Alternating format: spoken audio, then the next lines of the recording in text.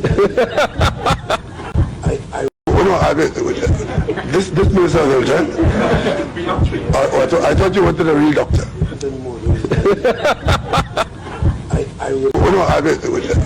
This Minister of Health, I thought you wanted a real doctor.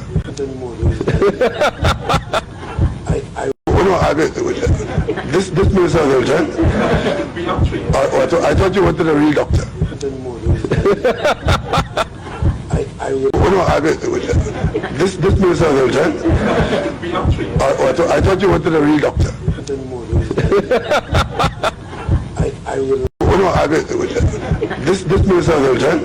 This Minister of Health, I thought you wanted a real doctor.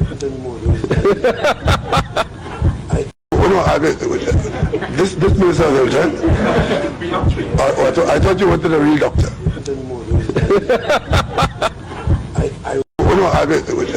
This Minister of Health, I thought you wanted a real doctor.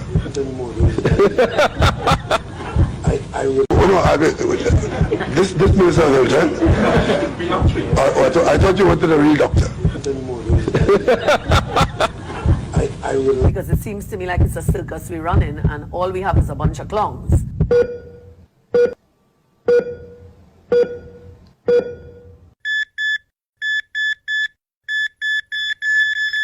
A bunch of clowns.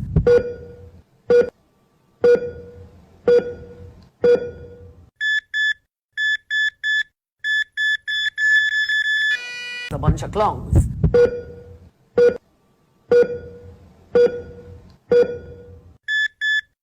Parted to me, and I lifted up my voice and recounted them to those that dwell on the earth. The first parable. When the congregation of the righteous shall appear, and sinners shall be judged for their sins, and shall be driven from the face of the earth. And when the righteous one shall appear before the eyes of the righteous, whose elect works hang upon the Lord of spirits, and light shall appear to the righteous and the elect who dwell on the earth. Where then will be the dwelling of the sinners, and where the resting place of those who have denied the Lord of spirits? It had been good for them if they had not been born.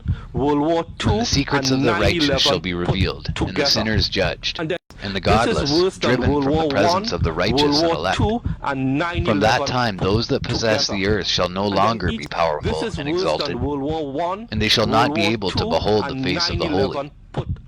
For the Lord of spirits has caused his light to appear on the face of the holy, righteous, and elect. Then shall the kings and the mighty perish, and be given into the hands of the righteous and holy. And thenceforward none shall seek for themselves mercy from the Lord of spirits, for their life is at an end. And it shall come to pass in those days that elect and holy children will descend from a high heaven, and their seed will become one with the children of men. And in those days Enoch received books of zeal and wrath, and books of disquiet and expulsion. And mercy shall not be accorded to them, saith the Lord of spirits. And in those days a whirlwind carried me off from the earth, and set me down at the end of the heavens. And there I saw another vision, the dwelling places of the holy, and the resting places of the righteous. Here mine eyes saw their dwellings with his righteous angels, and their resting places with the holy. And they petitioned and interceded and prayed for the children of men. And righteousness flowed before them as water, and mercy like dew upon the earth. Thus it is amongst them, forever and ever. And in that place mine eyes saw the elect one of righteousness and of faith. And I saw his dwelling place under the wings of the Lord of spirits. And righteousness shall prevail in his days. And the righteous and elect shall be without number before him forever and ever. And all the righteous and elect before him shall be strong as fiery lights, and their mouth shall be full of blessing. And their lips extol the name of the Lord of spirits. And righteousness before him shall never fail, and uprightness shall never fail before him. There I wished to dwell, and my spirit longed for that dwelling place. And there heretofore hath been my portion. And then each, For so it has this been is established World War concerning me I, before the World Lord War of Spirits. II, and 9/11 In those days I together. praised and extolled the And name of the Lord of this is Spirits worse with than blessings World and War I, praises, World War II, because he and hath destined me 9/11 for blessing and glory together. according to the And good then pleasure each of the copy Lord of goes Spirits. into another cell in your body, For a long time switches mine on the eyes photocopy regarded that machine, place, and and I switch blessed on him and praised just him, print saying, copies. Blessed is Wearing a he, mask by and the may he be average blessed from the beginning and forevermore. And before him there is no ceasing. He knows before the world was created what is forever and what will be from generation unto generation. Those who sleep not, bless thee. They stand before thy glory and bless, praise and extol, saying, Holy, holy, holy is the Lord of spirits. He filleth the earth with spirits. And here my eyes saw all those who sleep not. They stand before him and bless and say, Blessed be thou, and blessed be the name of the Lord forever and ever. And my face was changed, for I could no longer behold. And after that I saw thousands of thousands and 10,000 times 10,000. I saw a multitude beyond number and reckoning, who stood before the Lord of Spirits. And on the four sides of the Lord of Spirits I saw four presences, different from those that sleep not. And I learnt their names, for the angel that went with me made known to me their names, and showed me all the hidden things. And I heard the voices of those four presences as they uttered praises before the Lord of glory. The first voice blesses the Lord of Spirits forever and ever. And the second voice I heard blessing the elect one, and the elect ones who hang upon the Lord of Spirits. And the third voice I heard pray and intercede for those who dwell on the earth, and supplicate in the name of the Lord of Spirits. And I heard the fourth voice fending off the Satans and forbidding them to come before the Lord of Spirits, to accuse them who dwell on the earth. After that I asked the angel of peace who went with me, who showed me everything that is hidden, Who are these four presences which I have seen and whose words I have heard and written down? And he said to me, This first is Michael, the merciful and long-suffering, and the second, who is set over all the diseases and all the wounds of the children of men, is Raphael. And the third, who is set over all the powers, is Gabriel. And the fourth, who is set over the repentance unto hope of those who inherit eternal life, is named Phanuel. And these are the four angels of the Lord of Spirits, and the four voices I heard in those days. And after that I saw all the secrets of the heavens, and how the kingdom is divided, and how the actions of men are weighed in the balance. And there I saw the mansions of the elect, and the mansions of the holy. And mine eyes saw there all the sinners being driven from thence which deny the name of the Lord of Spirits, and being dragged off, they could not abide because of the punishment which proceeds from the Lord of Spirits. And there mine eyes saw the secrets of the lightning, and of the thunder, and the secrets of the winds, how they are divided to blow over the earth, and the secrets of the clouds and dew. And there I saw from whence they proceed in that place, and from whence they saturate the dusty earth. And there I saw closed chambers out of which the winds are divided, the chamber of the hail and winds, the chamber of the mist, and of the clouds, and the cloud thereof hovers over the earth from the beginning of the world. And I saw the chambers of the sun and moon, whence they proceed and whither they come again, and their glorious return, and how one is superior to the other, and their stately orbit, and how they do not leave their orbit, and they add nothing to their orbit, and they take nothing from it, and they keep faith with each other, in accordance with the oath by which they are bound together. And first the sun goes forth, and traverses his path according to the commandment of the Lord of Spirits, and mighty is his name forever and ever. And after that I saw the hidden and the visible path of the moon, and she accomplishes the course of her path in that place, by day and by night, the one holding a position opposite to the other before the Lord of Spirits. And they give thanks and praise and rest not, for unto them is their thanksgiving rest. For the sun changes oft for a blessing or a curse, and the course of the path of the moon is light to the righteous, and darkness to the sinners in the name of the Lord, who made a separation between the light and the darkness, and divided the spirits of men. and strengthen the spirits of the righteous, in the name of his righteousness. For no angel hinders, and no power is able to hinder. For he appoints a judge for them all, and he judges them all before him. Wisdom found no place where she might dwell. Then a dwelling place was assigned her in the heavens. Wisdom went forth to make her dwelling among the children of men, and found no dwelling place. Wisdom returned to her place, and took her seat among the angels. And unrighteousness went forth from her chambers. Whom she sought not she found, and dwelt with them, as rain in a desert, and dew on a thirsty land. And I saw other lightnings in the stars of heaven, and I saw how he called them all by their names, and they hearkened unto him. And I saw how they are weighed in a righteous balance, according to their proportions of light. I saw the width of their spaces and the day of their appearing, and how their revolution produces lightning. And I saw their revolution according to the number of the angels, and how they keep faith with each other. And I asked the angel who went with me, who showed me what was hidden, What are these? And he said to me, The Lord of spirits hath showed thee their parabolic meaning. These are the names of the holy who dwell on the earth, and believe in the name of the Lord of spirits forever and ever. Also other phenomenon I saw in regard to the lightnings, how some of the stars arise and become lightnings, and cannot part with their new form.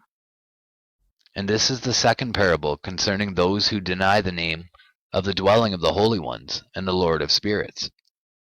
And into the heaven they shall not ascend, and on the earth they shall not come.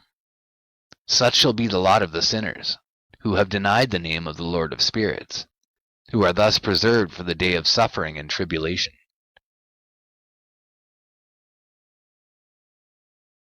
On that day mine elect ones shall sit on the throne of glory, and shall try their works, and their places of rest shall be innumerable.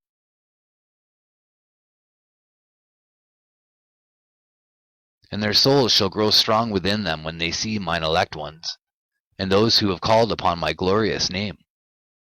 Then will I cause mine elect one to dwell among them, and I will transform the heaven, and make it an eternal blessing and light.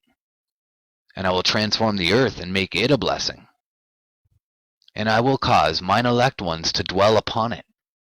But the sinners and evildoers shall not set foot thereon. The health system or frontline workers in immigration or customs or people handling cargo, whatever it may be. So they have varying levels of protection, but N95 is what is recommended for frontline. And we don't recommend to the population at this time to be wearing any mask because we have no suspected or confirmed cases. So generally speaking, masks are not expected to be worn by anyone outside of people in the health system or frontline workers in immigration or customs or people handling cargo, whatever it may be. So they have varying levels of protection, but N95 is what is recommended for frontline. And we don't recommend to the population at this time to be wearing any mask because we have no suspected or confirmed cases. So generally speaking, masks are not expected to be worn by anyone outside of people in the health system or frontline workers in immigration or customs or people handling cargo, whatever it may be. So they have varying levels of protection, but N95 is what is recommended for frontline. And we don't recommend to the population at this time. For I have provided and satisfied with peace my righteous ones, and have caused them to dwell before me. But for the sinners there is judgment impending with me, so that I shall destroy them from the face of the earth. And there I saw one who had a head of days, and his head was white like wool. And with him was another being whose countenance had the appearance of a man, and his face was full of graciousness, like one of the holy angels. And I asked the angel who went with me and showed me all the hidden things concerning that Son of Man, who he was and whence he was, and why he went with the head of days. And he answered and said unto me, This is the Son of Man who hath righteousness, with whom dwelleth righteousness, and who revealeth all the treasures of that which is hidden, because the Lord of spirits hath chosen him, and whose lot hath the preeminence before the Lord of spirits, in uprightness forever. And this Son of Man whom thou hast seen shall raise up the kings and the mighty from their seats, and the strong from their thrones, and shall loosen the reins of the strong, and break the teeth of the sinners. And he shall put down the kings from their thrones and kingdoms, because they do not extol and praise him, nor humbly acknowledge whence the kingdom was bestowed upon them. And he shall put down the countenance of the strong, and shall fill them with shame, and darkness shall be their dwelling, and worms shall be their bed. And they shall have no hope of rising from their beds, because they do not extol the name of the Lord of spirits, and raise their hands against the Most High, and tread upon the earth and dwell upon it. And all their deeds manifest unrighteousness, and their power rests upon their riches, and their faith is in the gods, and they deny the name of the Lord of spirits, and they persecute the houses of his congregations, and the faithful who hang upon the name of the Lord of spirits. And in those days shall have ascended the prayer of the righteous, and the blood of the righteous from the earth before the Lord of spirits. In those days the holy ones who dwell above in the heavens shall unite with one voice, and supplicate and pray and praise, and give thanks and bless the name of the Lord of spirits, on behalf of the blood of the righteous which has been shed, and that the prayer of the righteous may not be in vain before the Lord of spirits, that judgment may be done unto them, and that they may not have to suffer forever. In those days I saw the head of days when he seated himself upon the throne of his glory, and the books of the living were opened before him. And all his host which is in heaven above, and his counselors stood before him. And the hearts of the holy were filled with joy, because the number of the righteous had been offered, and the prayer of the righteous had been heard, and the blood of the righteous had been required before the Lord of spirits. And in that place I saw the fountain of righteousness, which was inexhaustible, and around it were many fountains of wisdom. And all the thirsty drank of them, and were filled with wisdom. And their dwellings were with the righteous, and holy, and elect. And at that hour that Son of Man was named in the presence of the Lord of spirits, and his name before the head of days. Yea, before the sun and the signs were created, before the stars of the heaven were made, his name was named before the Lord of spirits. He shall be a staff to the righteous whereon to stay themselves and not fall. And he shall be the light of the Gentiles, and the hope of those who are troubled of heart. All who dwell on earth shall fall down and worship before him, and will praise and bless and celebrate with song the Lord of spirits. And for this reason hath he been chosen and hidden before him, before the creation of the world and for evermore.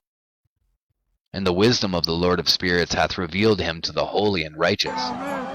For he hath preserved the lot of the righteous, because they have hated and despised this world of unrighteousness, and have hated all its works and ways in the name of the Lord of spirits. For in his name they are saved. And according to his good pleasure hath it been in regard to their life. In these days downcast in countenance shall the kings of the earth have become, and the strong who possess the land because of the works of their hands. For on the day of their anguish and affliction they shall not be able to save themselves, and I will give them over into the hands of mine elect. As straw in the fire, so shall they burn before the face of the holy. As lead in the water shall they sink before the face of the righteous, and no trace of them shall any more be found. And on the day of their affliction there shall be rest on the earth, and before them they shall fall, and not rise again. And there shall be no one to take them with his hand and raise them, for they have denied the Lord of spirits, and his anointed. The name of the Lord of spirits be blessed. For wisdom is poured out like water, and glory faileth not before him for evermore.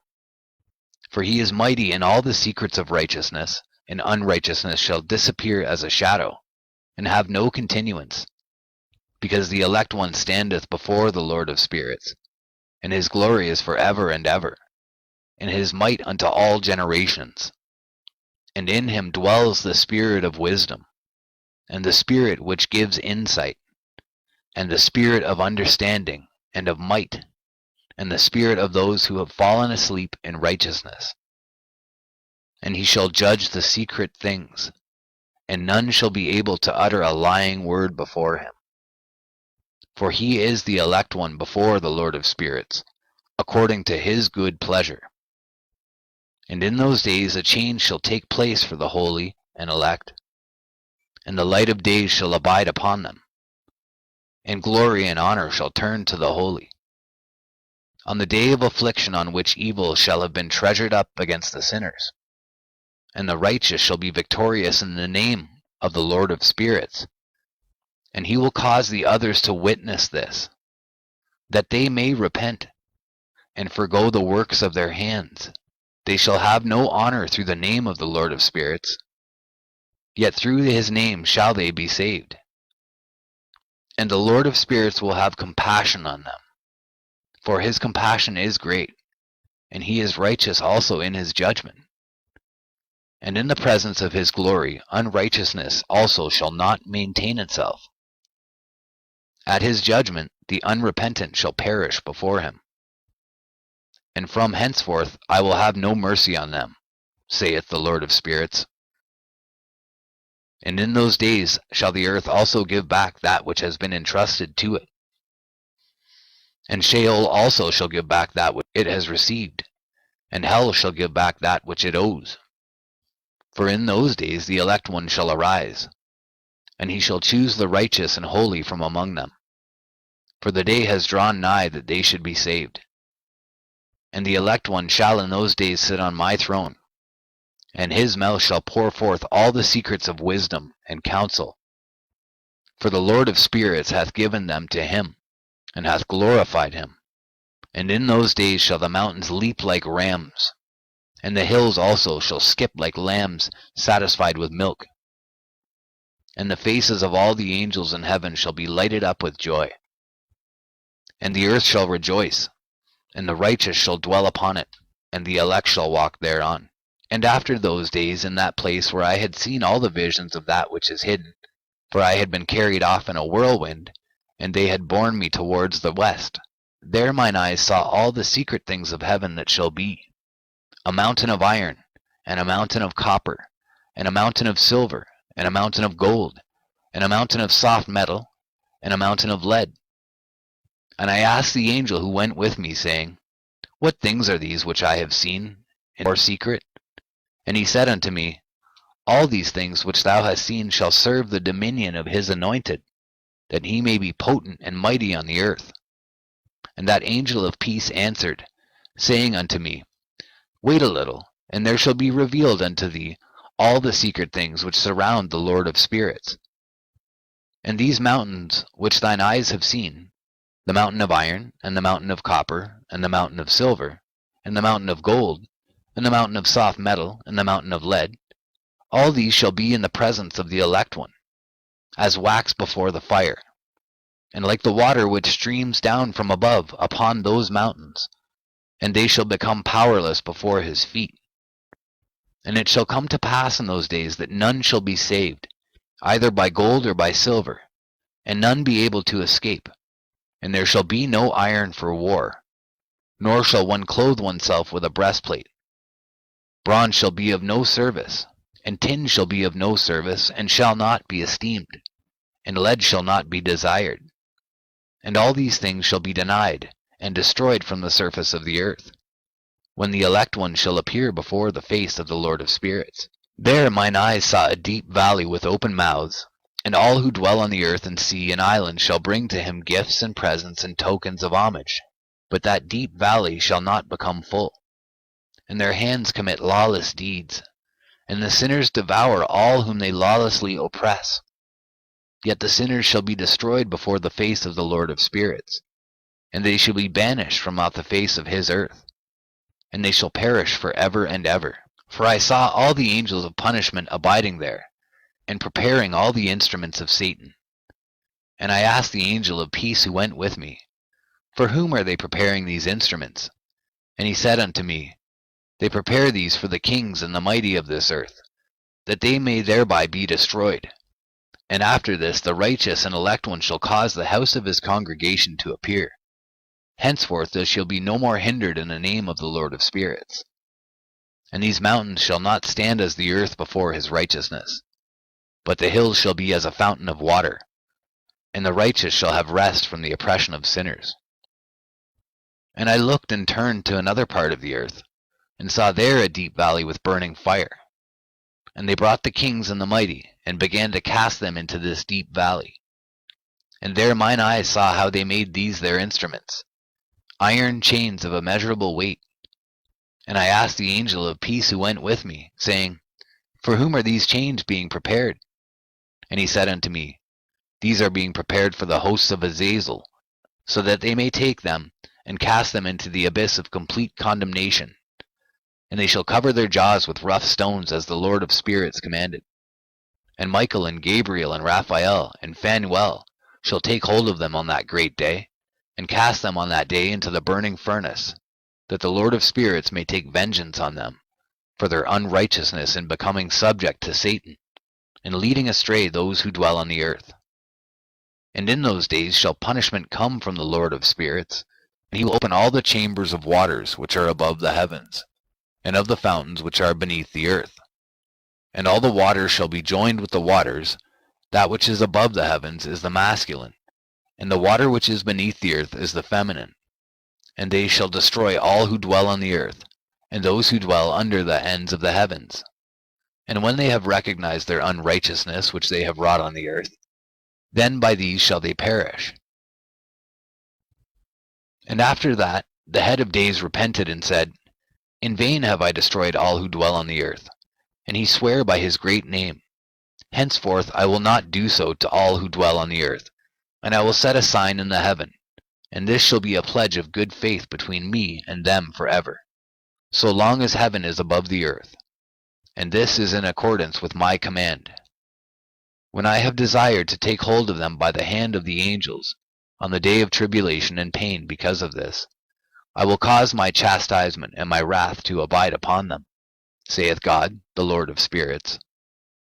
Ye mighty kings who dwell on the earth, ye shall have to behold mine elect one, how he sits on the throne of glory and judges Azazel, and all his associates, and all his hosts in the name of the Lord of spirits. And I saw there the hosts of the angels of punishment going, and they held scourges and chains of iron and bronze. And I asked the angel of peace who went with me, saying, To whom are these who hold the scourges going? And he said unto me, To their elect and beloved ones, that they may be cast down into the chasm of the abyss of the valley. And then that valley shall be filled with their elect and beloved, and the days of their lives shall be at an end, and the days of their leading astray shall not thenceforward be reckoned. And in those days the angels shall return, and hurl themselves to the east upon the Parthians and Medes. They shall stir up the kings, so that a spirit of unrest shall come upon them, and they shall rouse them from their thrones, that they may break forth as lions from their lairs, and as hungry wolves among their flocks. And they shall go up and tread under foot the land of his elect ones. And the land of his elect ones shall be before them a threshing floor and a highway. But the city of my righteous shall be a hindrance to their horses, and they shall begin to fight among themselves, and their right hand shall be strong against themselves. And a man shall not know his brother, nor a son his father or his mother, till there be no number of the corpses through their slaughter, and their punishment be not in vain. In those days Sheol shall open its jaws, and they shall be swallowed up therein, and their destruction shall be at an end. Sheol shall devour the sinners in the presence of the elect. And it came to pass after this, that I saw another host of wagons, and men riding thereon, and coming on the winds from the east, and from the west to the south. And the noise of their wagons was heard. And when this turmoil took place, the holy ones from heaven remarked it. And the pillars of the earth were moved from their place, and the sound thereof was heard from the one end of heaven to the other, in one day. And they shall all fall down and worship the Lord of spirits. And this is the end of the second parable. And I began to speak the third parable concerning the righteous and elect. Blessed are ye, ye righteous and elect, for glorious shall be your lot. And the righteous shall be in the light of the sun, and the elect in the light of eternal life. The days of their life shall be unending, and the days of the holy without number. And they shall seek the light and find righteousness with the Lord of spirits. There shall be peace to the righteous in the name of the eternal Lord. And after this it shall be said to the holy in heaven, that they should seek out the secrets of righteousness, the heritage of faith. For it has become bright as the sun upon earth, and the darkness is past. And there shall be a light that never endeth, and to a limit, a number of days, they shall not come. For the darkness shall first have been destroyed, and the light established before the Lord of spirits, and the light of uprightness established forever before the Lord of spirits.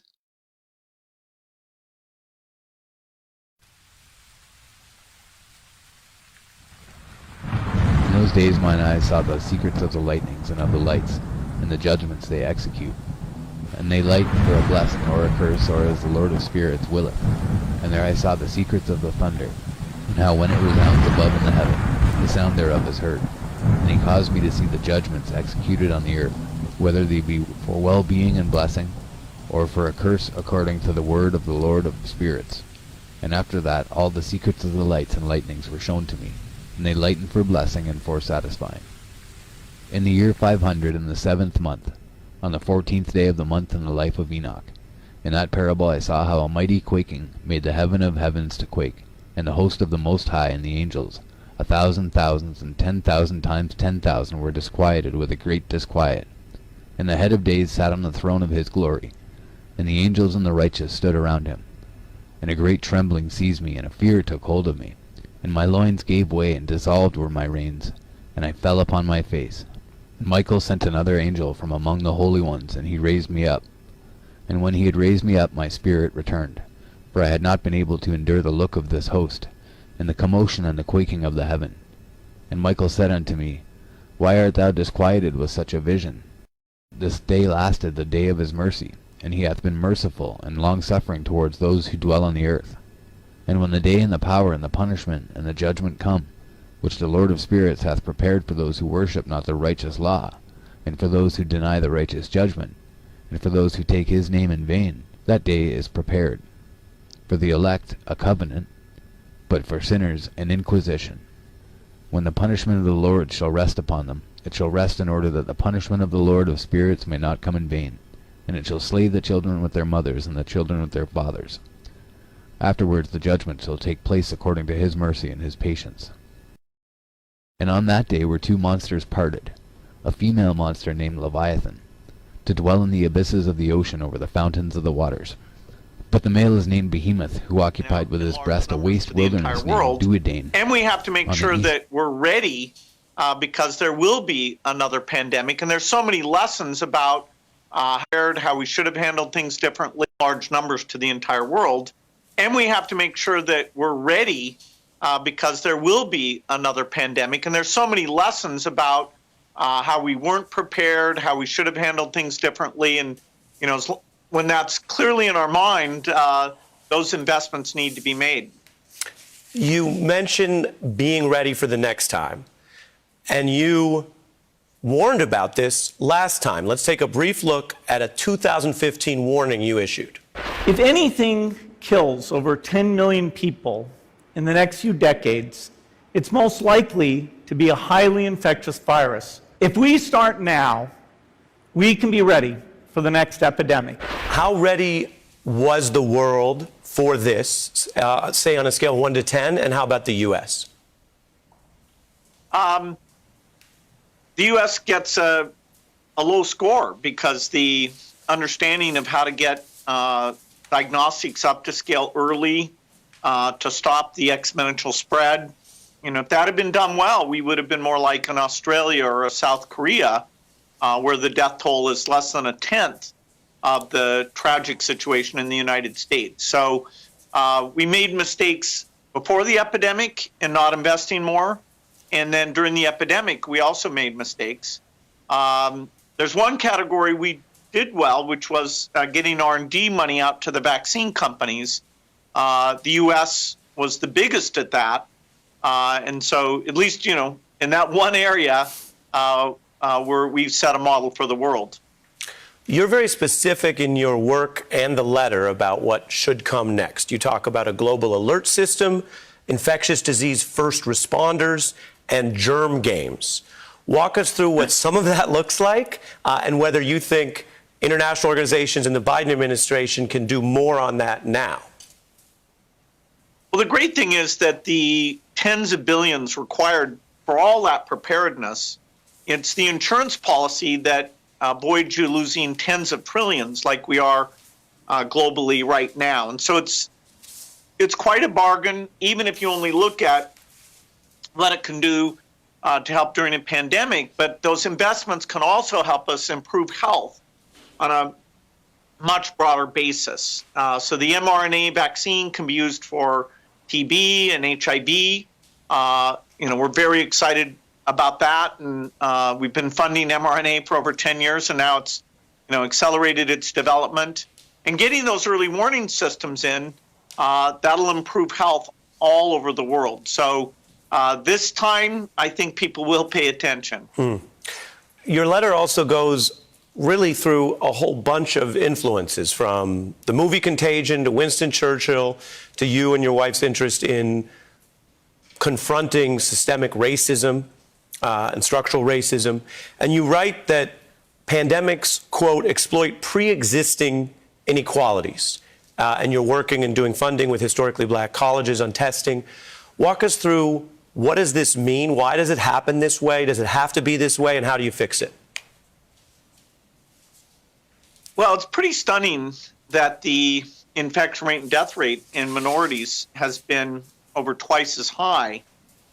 And that really wouldn't have been expected. In fact, we need to understand it a lot better. It's partly multi-generational households. It's partly job occupation.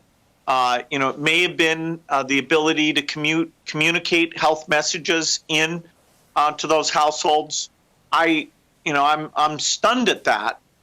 Sadly, I'm not stunned with the idea that the inner city schools were the least prepared with internet connections and training in order to do online education. And so the gap between the suburban schools and the inner city schools, which was already very large and a terrible inequity, it's been more dramatic in this last year than ever.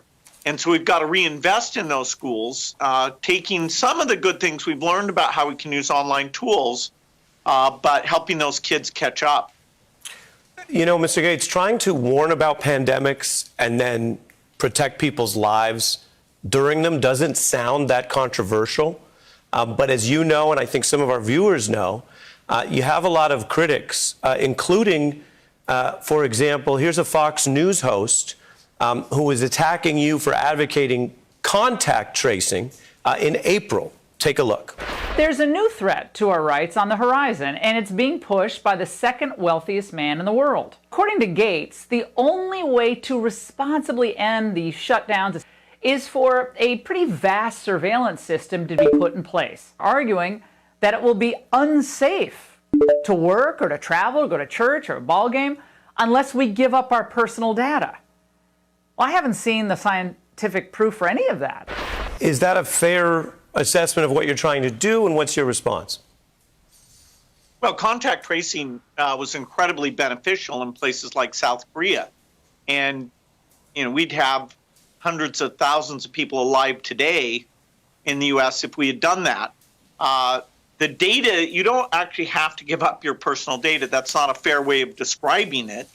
Some societies really chose to make that work. Sadly, because of our mistakes in diagnostics, our numbers got so large that even the states that made an effort, the benefits of the contact tracing wasn't gigantic. So it's really as you get down in, lower infection rates, like 3-4%, then the contact tracing helps drive that down even lower. When you look at that kind of disagreement or attack, do you see it as just ignorant or also malicious? Because there's a lot on the internet, the stuff that's not true, we're not giving airtime to, but that tries to rope you into something. Yeah, so both myself and Dr. Fauci have featured in conspiracy theories. You know, like one says that Dr. Fauci's trying to make money off of these vaccines and various negative things about me. You know, you're encouraging people not to trust the advice on masks or taking the vaccine, and that could be damaging. It's a new phenomena. I don't know, you know, will it hurt the vaccine uptake where everyone who takes the vaccine is not just protecting themselves, but reducing their transmission to other people and allowing society to get back to normal? You know, so it's a completely unexpected phenomena. And, you know, sadly, a lot of it's based on false information. Yeah, I just have one follow-up on that, which is you're known to be both effective and an optimist. What do you say to people who look at this and feel like scientists, experts, and you warned and gave the public information, and by your own assessment today, it still didn't go very well according to the government policies in charge, and you're out here still working on it? What do you say to people who are pessimistic about either failure or incompetence and lies winning out? Well, whenever you make mistakes, you have to learn from them. And the U.S. has so much talent, so much ability to get things right, so much ability to lead the world and help. You know, almost every infectious disease event of the last 100 years, the U.S. Played a very strong role. The CDC is the most respected health organization. In this one, we didn't set a good example, and we even withdrew from the WHO. So, you know, it wasn't our finest hour, but I remain optimistic, and I look at the new team that's engaged, you know, looking at the science, being willing to deliver the bad news that the next few months are going to continue to be tough. And, you know, I feel great that we're correcting some of the mistakes that were made. You mentioned the new team. Was President Biden right to rejoin the WHO, and have you spoken to him recently, or will you? I spoke to him, Melinda and I, soon after the election, and the pandemic was definitely one of the key topics there. And we're thrilled that he's rejoined the WHO, because that's where you share best practices.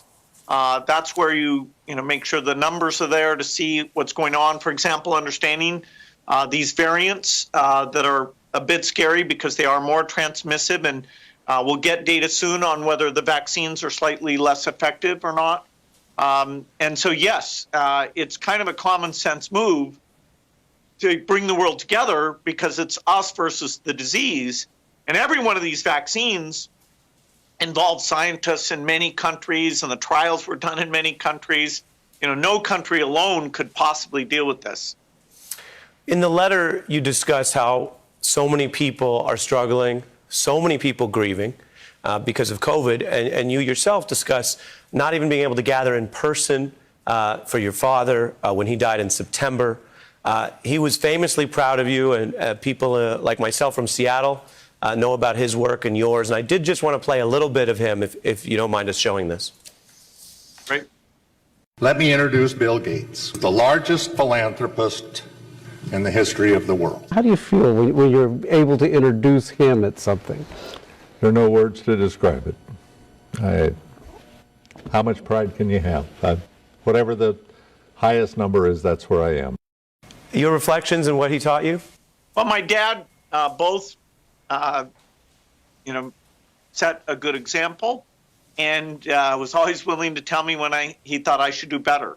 He personally, with Patty Stonecipher, helped create the foundation while I was still full-time at Microsoft, and so his integrity really set the culture of that organization. My dad's example is one that I'll never match, but he made so much difference, and he was always cheering me on.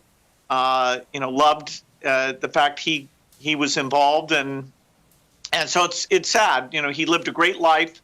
He, you know, was 94 when he died, and so we did have to limit that getting together and sharing our thoughts and our grief. But you know, no one's ever been luckier in terms of who their dad was. He worked with you and your family on really beginning to think about and give away so much of the wealth you created, which was because you were really good at business, among other things. I have a very simple question for you, Mr. Gates. When we look at the 4 largest companies in America, we have Microsoft, Alphabet, Amazon, and Apple. Why are they all tech companies? I'm biased. I think technology has done amazing things. Obviously, it's, you know, we've got to have rules about it, but wow, the magic of software, the internet, the ability to look at data, let scientists collaborate, you know, technology has done some phenomenal things. And so, you know, my whole life I've been evangelizing that, you know, let's take advantage of it to improve education, to improve health. There's a lot more to be done, but there's a lot of amazing work those companies are responsible for. And up until my foundation work, that was my whole focus was that work, and you know, it continues. Yeah, you were celebrated for it. The company famously took heat for it. I'm curious, as we look out today, the government definitely went at Microsoft for alleged anti-competitive behavior. We're not here to relitigate all that today, but there's a lot of informed people who look at the big tech companies today and think they're not getting it as hard as you did. Do you think today's CEOs know how lucky they may be, and will that change?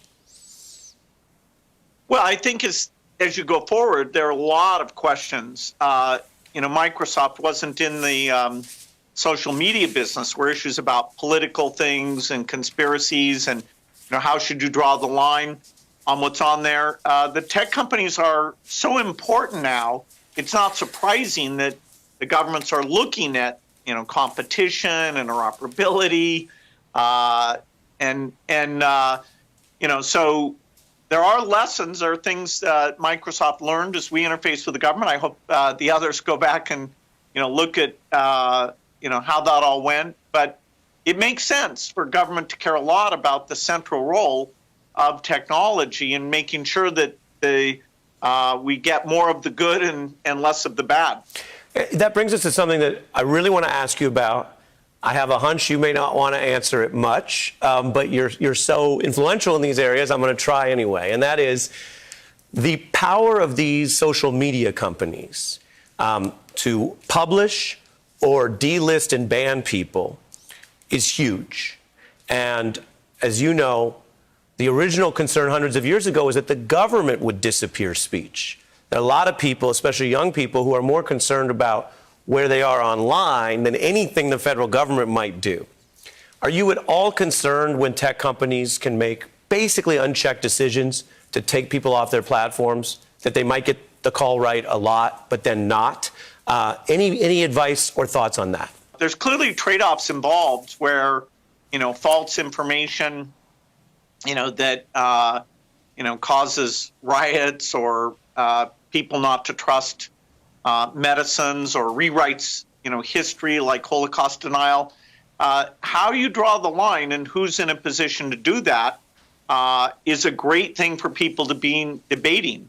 I haven't seen a great solution where you draw the line in a way that everybody feels comfortable with who's doing the interpretation and how it works.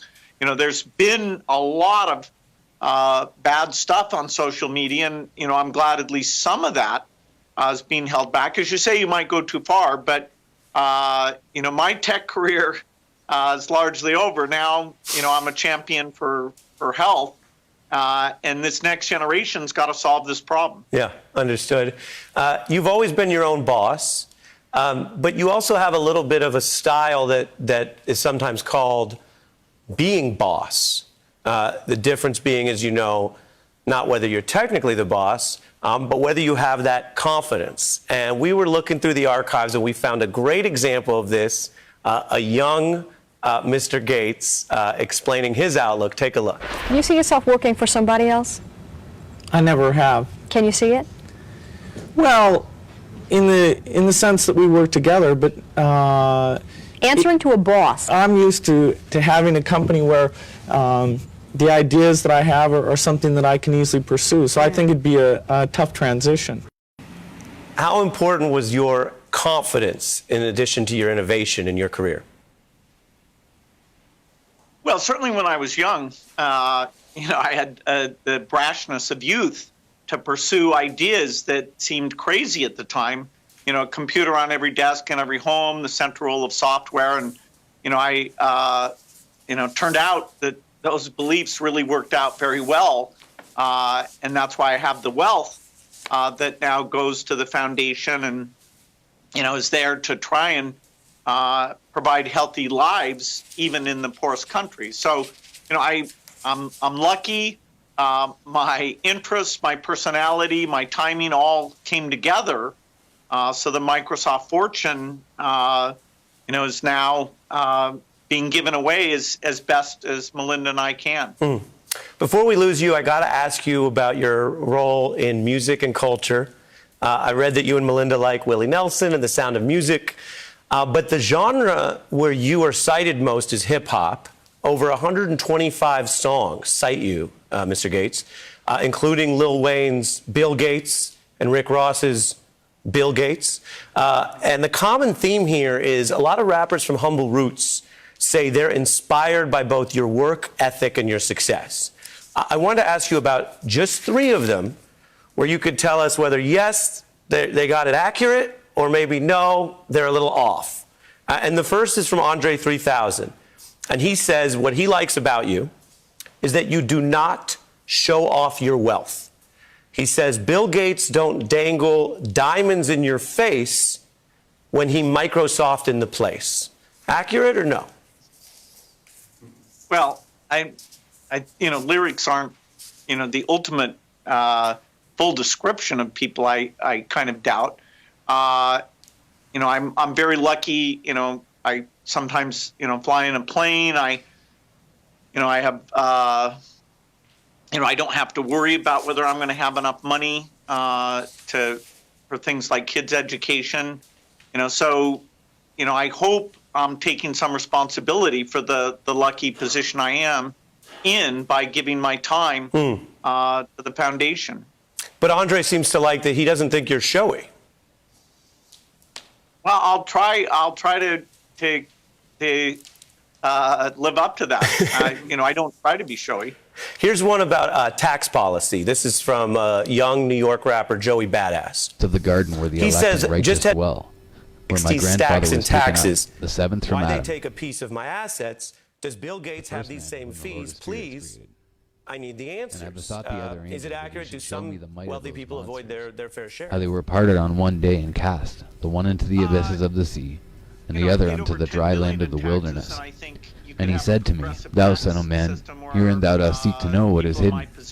And the other angel who went with me and showed me what was hidden, told me what is first and last in the heaven and the height, and beneath the earth and the depth, and at the ends of the heaven, and on the foundation of the heaven, in the chambers of the winds, and how the winds are divided, and how they are weighed, and how the portals of the winds are reckoned, each according to the power of the wind, and the power of the lights of the moon, and according to the power that it is fitting, and the divisions of the stars according to their names, and how all the divisions are divided, and the thunders according to the places where they fall, and all the divisions that are made among the lightnings that it may lighten, and their hosts that they may at once obey.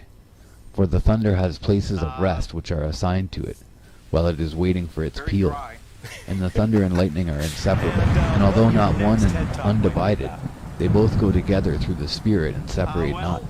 For when the lightning lightens, the thunder utters its voice, and the Spirit enforces a pause during a peal, and divides it equally between them, for the treasury of their peals is like the sand, and each one of them as it peals is held in with a bridle, and turned back by the power of the Spirit, and pushed forward according to the many quarters of the earth.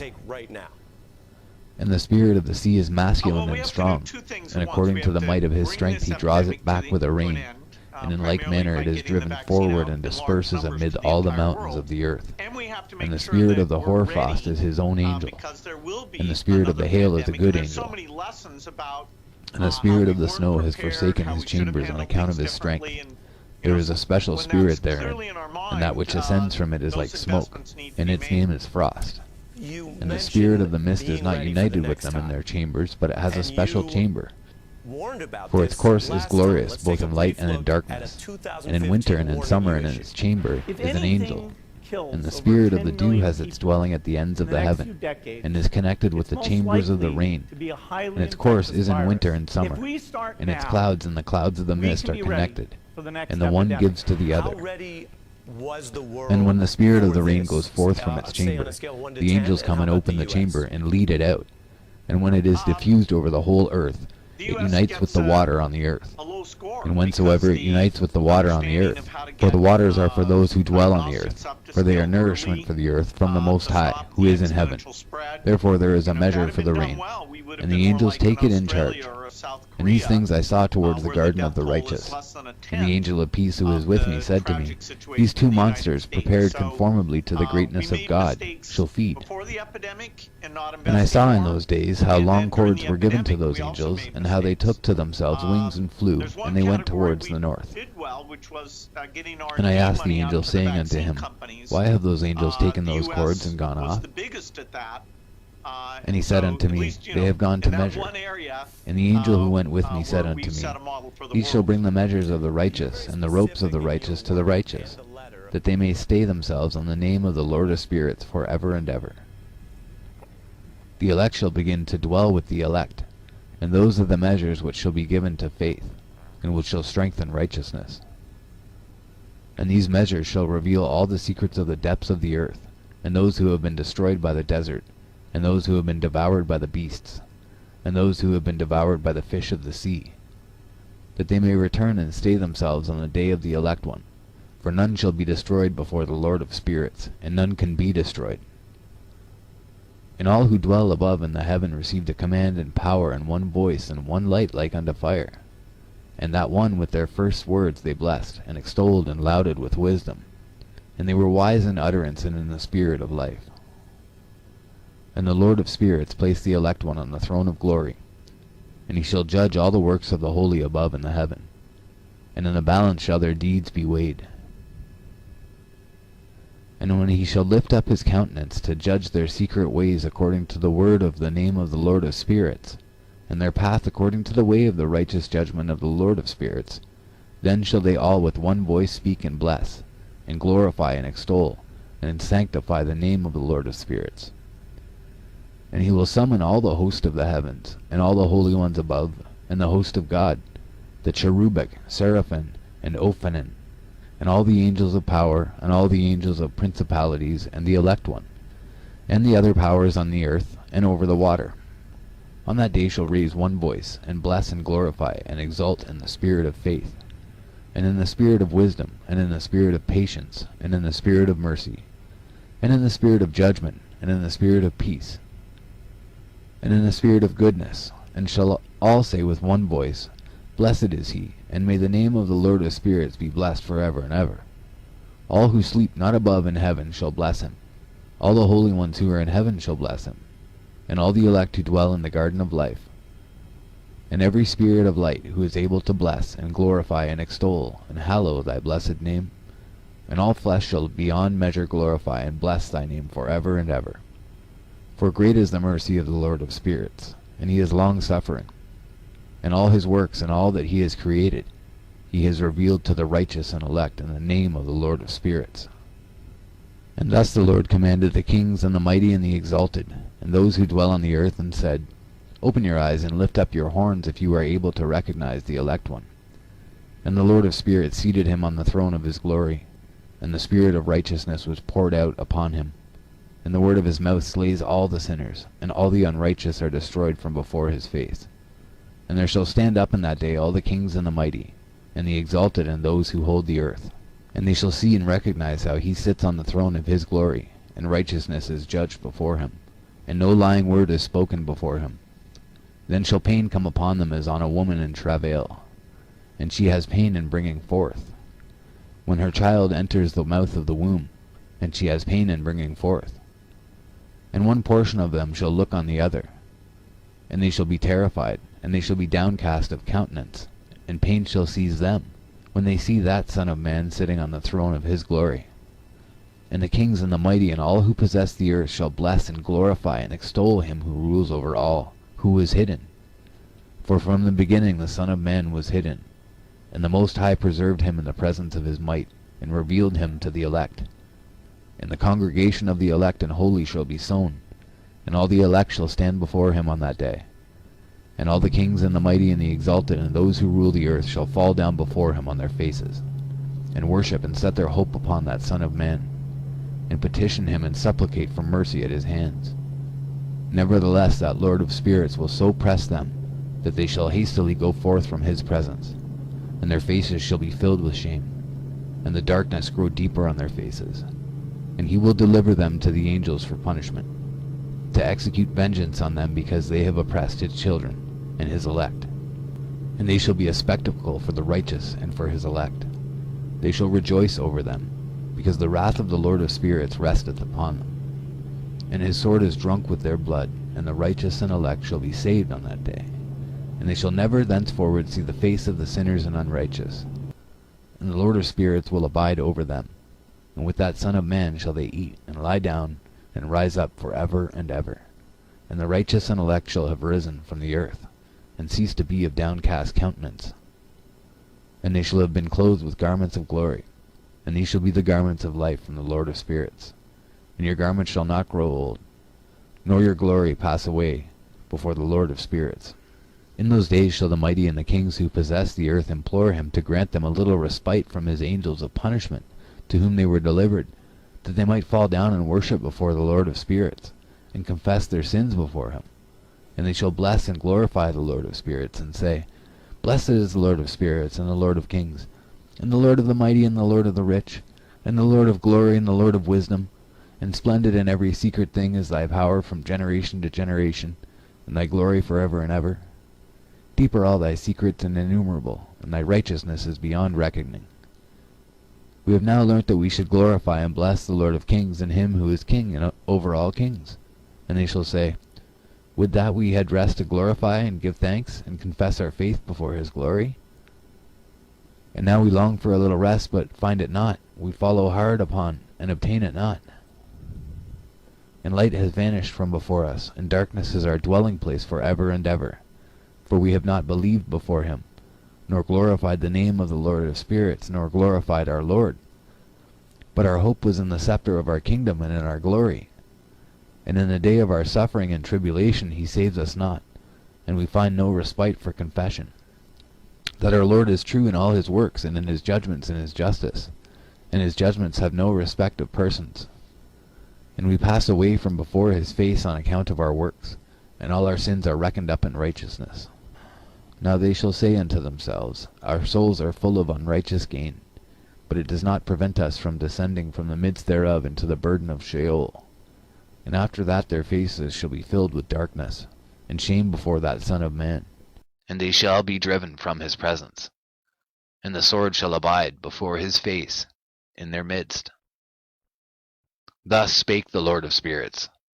This is the ordinance and judgment with respect to the mighty, and the kings and the exalted, and those who possess the earth before the Lord of spirits.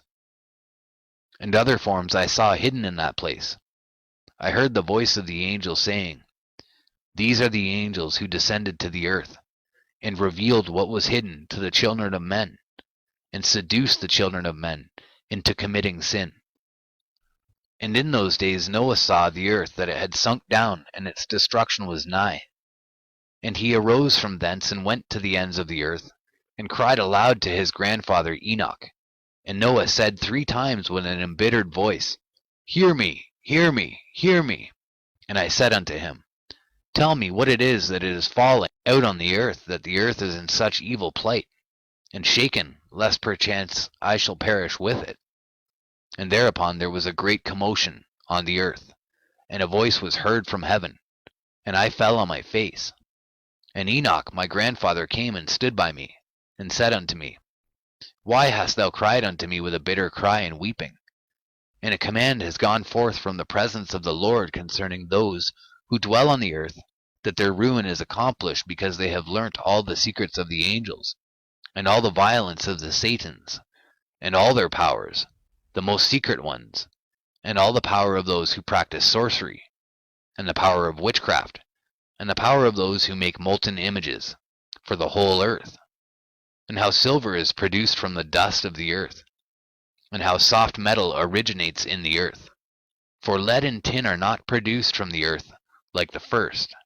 It is a fountain that produces them, and an angel stands therein, and that angel is preeminent. And after that my grandfather Enoch took hold of me by my hand, and raised me up, and said unto me, Go, for I have asked the Lord of spirits, as touching this commotion on the earth. And he said unto me, Because of their unrighteousness their judgment has been determined upon, and shall not be withheld by me forever. Because of the sorceries which they have searched out and learnt, the earth and those who dwell upon it shall be destroyed. And these they have no place of repentance for ever, because they have shown them what was hidden, and they are the damned. But as for thee, my son, the Lord of spirits knows that thou art pure, and guiltless of this reproach concerning the secrets. And he has destined thy name to be among the holy, and will preserve thee amongst those who dwell on the earth, and has destined thy righteous seed both for kingship and for great honors. And from thy seed shall proceed a fountain of the righteous and holy without number forever.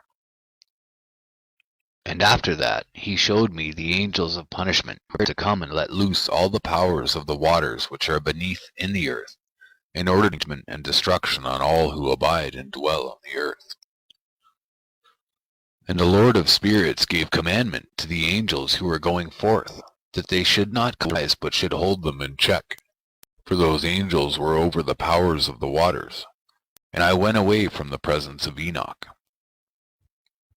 And in those days the word of God came to me, and he said unto me, Noah, thy lot has come up before me, a lot without blame, a lot of love and uprightness.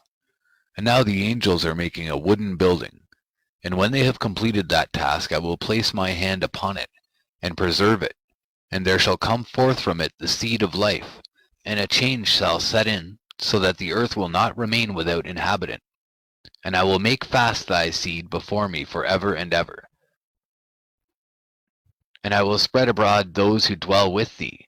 It shall not be unfruitful on the face of the earth, but it shall be blessed and multiply on the earth in the name of the Lord.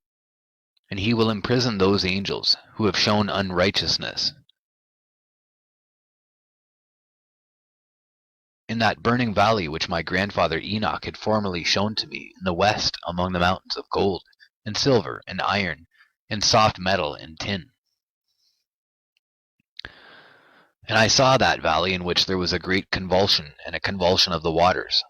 And when all this took place from that fiery molten metal, and from the convulsion thereof in that place, there was produced a smell of sulphur, and it was connected with those waters, and that valley of the angels who had led astray mankind, burned beneath that land. And through its valleys proceed streams of fire, where these angels are punished who had led astray those who dwell upon the earth. But those waters shall in those days serve for the kings and the mighty and the exalted, and those who dwell on the earth, for the healing of the body, but for the punishment of the spirit.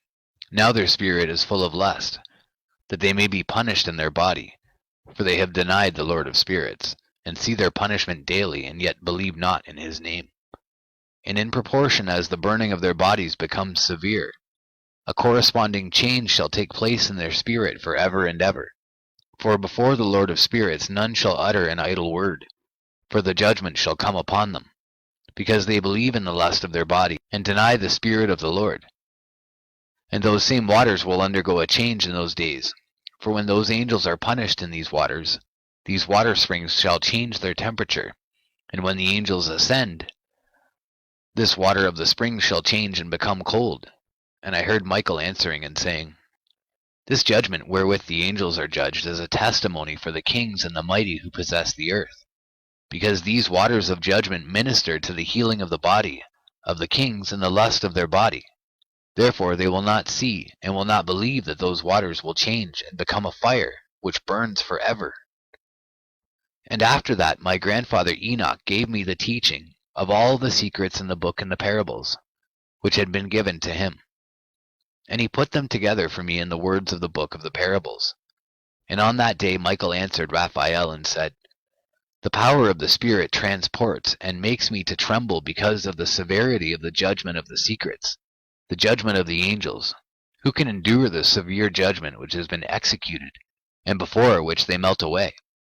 And Michael answered again and said to Raphael, "Who is he whose heart is not softened concerning it, and whose reins are not troubled by this word of judgment that has gone forth upon them, because of those who have thus led them out?"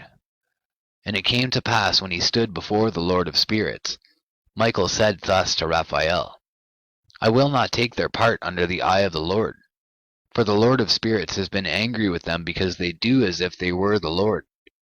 Therefore all that is hidden shall come upon them for ever and ever, for neither angel nor man shall have his portion in it, but alone they have received their judgment for ever and ever."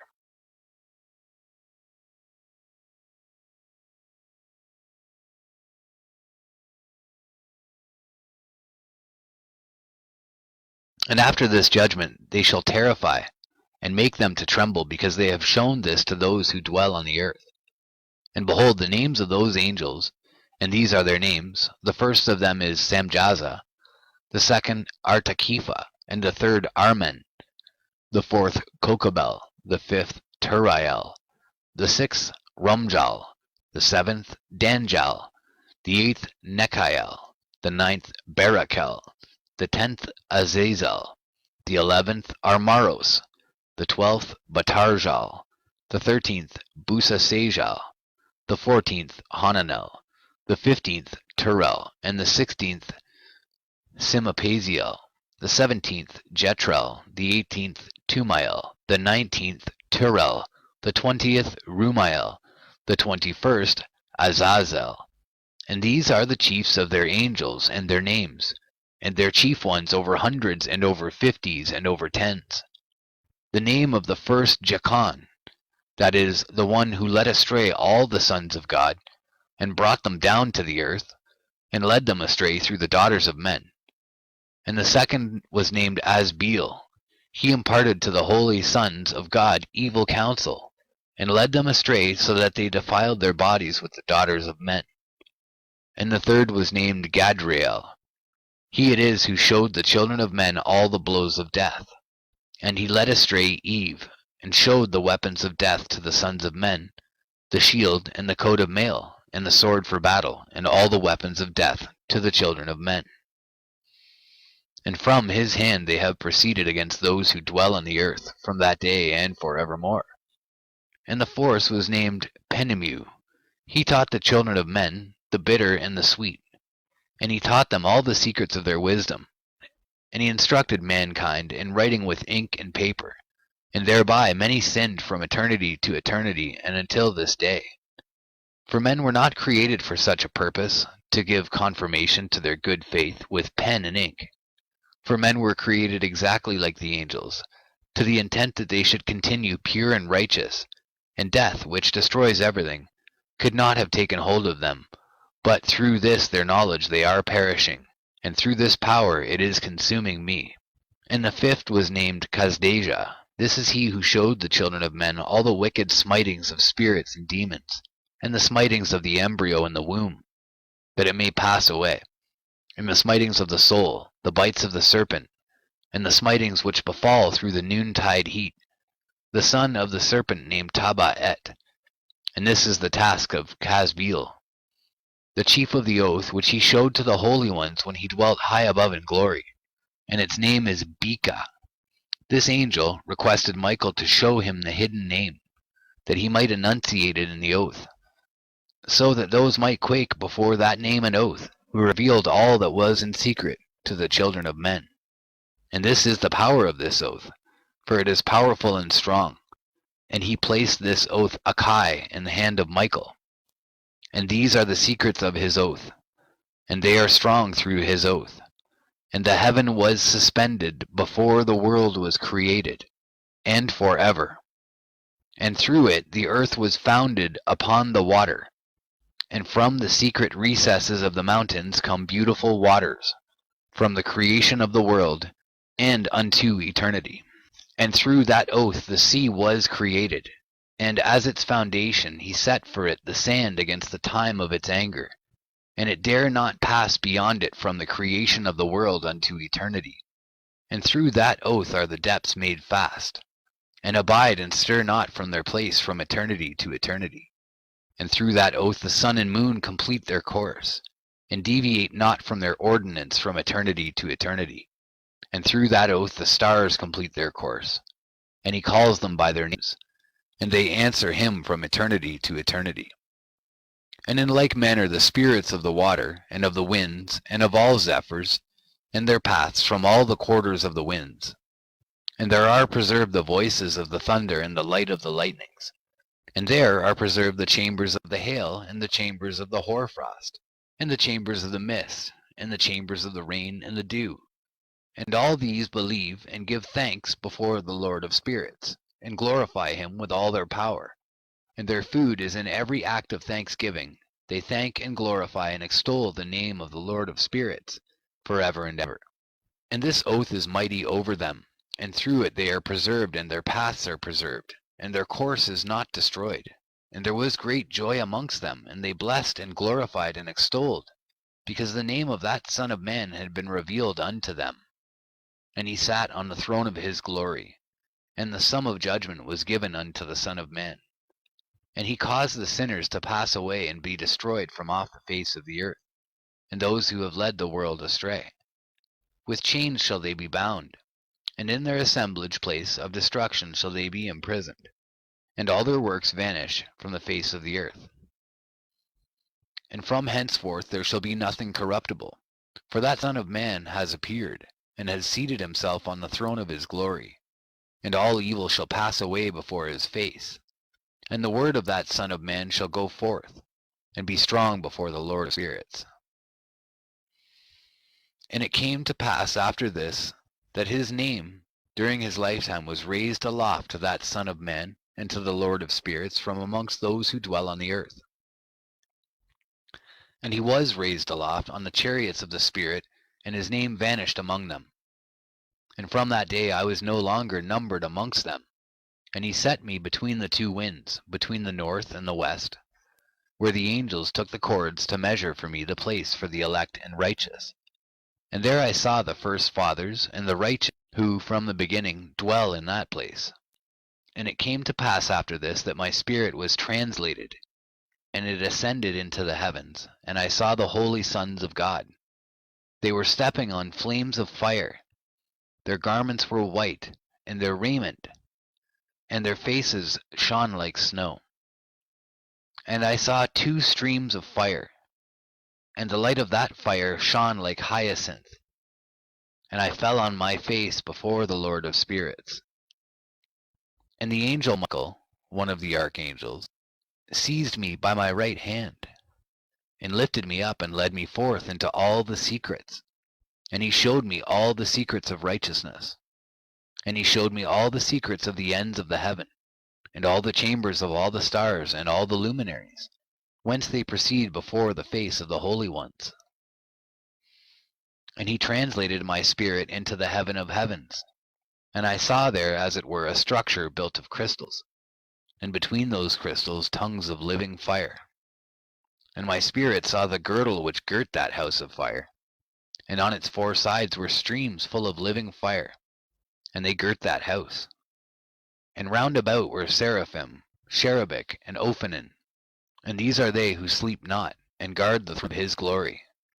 And I saw angels who could not be counted, 1,000 thousands, and 10,000 times 10,000, encircling that house. And Michael, and Raphael, and Gabriel, and Phanuel, and the holy angels who are above the heavens, go in and out of that house. And they came forth from that house, and Michael, and Gabriel, Raphael, and Phanuel, and many holy angels without number. And with them the head of days, his head white and pure as wool, and his raiment indescribable.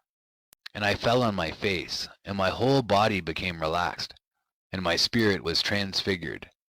And I cried with a loud voice, with the spirit of power, and blessed and glorified and extolled.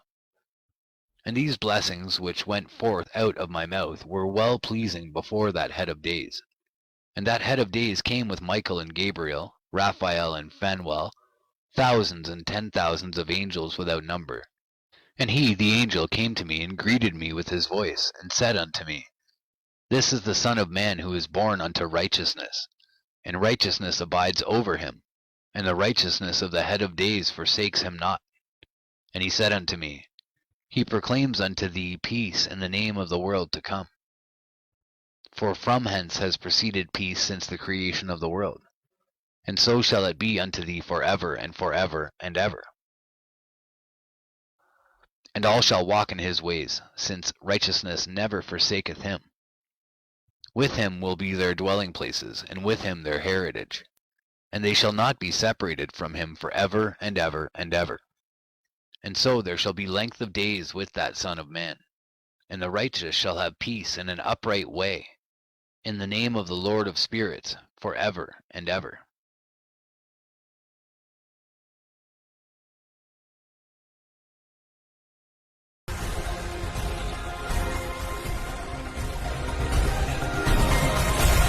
Book of the Forces of the Heaven.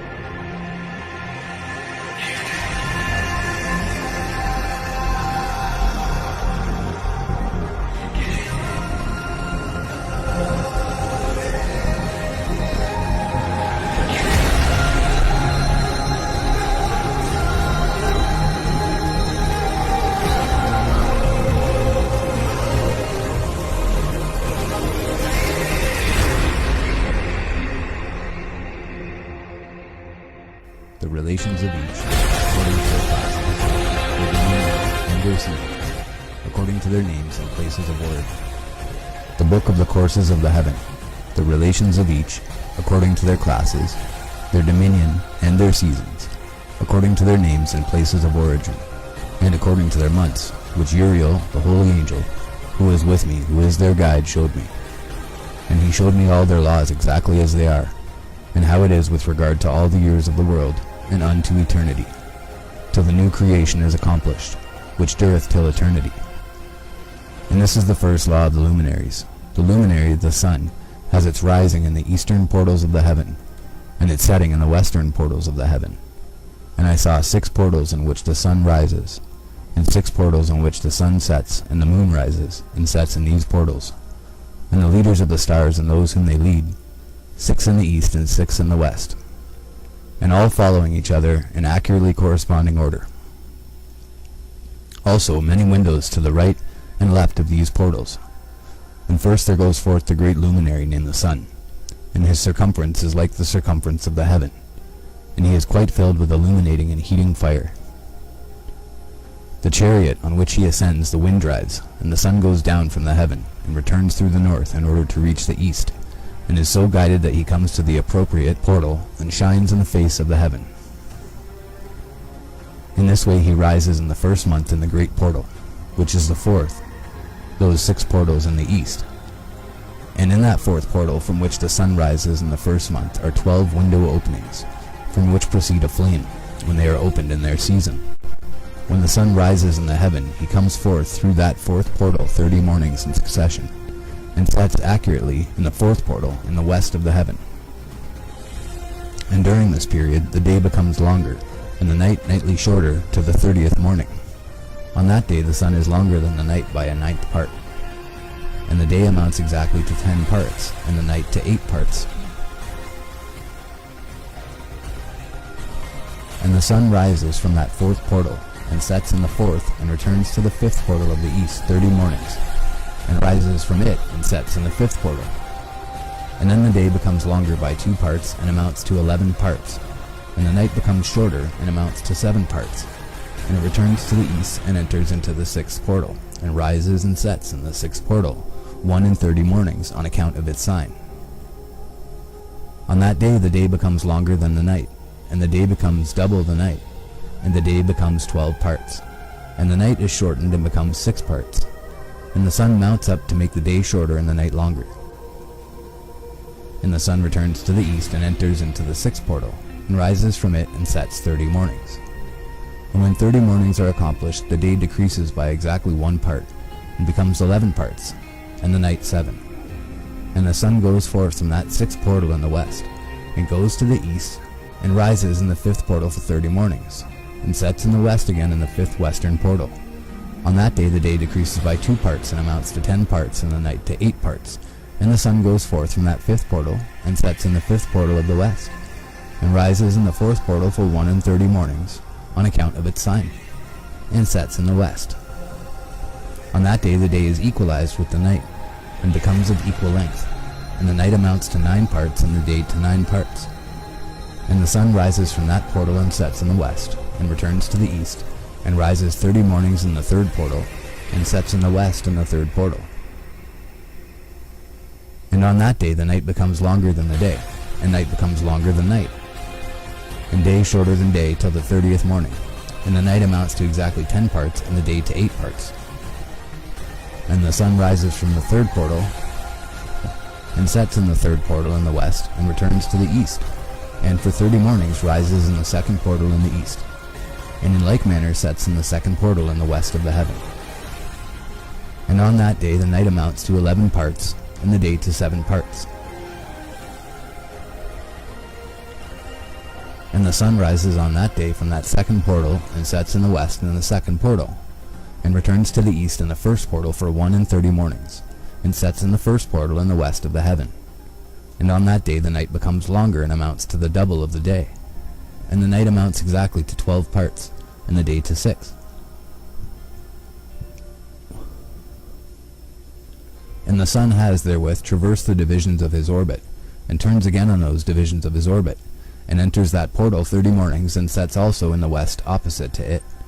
And on that night has the night decreased in length by a 9th part, and the night has become 11 parts, and the day 7 parts. And the sun has returned and entered into the 2nd portal in the east, and returns on those divisions of his orbit for 30 mornings, rising and setting. And on that day the night decreases in length, and the night amounts to 10 parts, and the day to 8. And on that day the sun rises from that portal, and sets in the west, and returns to the east, and rises in the 3rd portal for 1 in 30 mornings, and sets in the west of the heaven. On that day the night decreases and amounts to 9 parts, and the day to 9 parts, and the night is equal to the day, and the year is exactly as to its days 364. And the length of the day and of the night, and the shortness of the day and of the night arise. Through the course of the sun these distinctions are made. So it comes that its course becomes daily longer, and its course nightly shorter. And this is the law and the course of the sun. In his return as often as he returns 60 times and rises, the great luminary which is named the sun for ever and ever. And that which thus rises is the great luminary, and is so named according to its appearance, according as the Lord commanded. As he rises, so he sets, and decreases not, and rests not, but runs day and night, and his light is 7-fold brighter than that of the moon. But as regards size, they are both equal.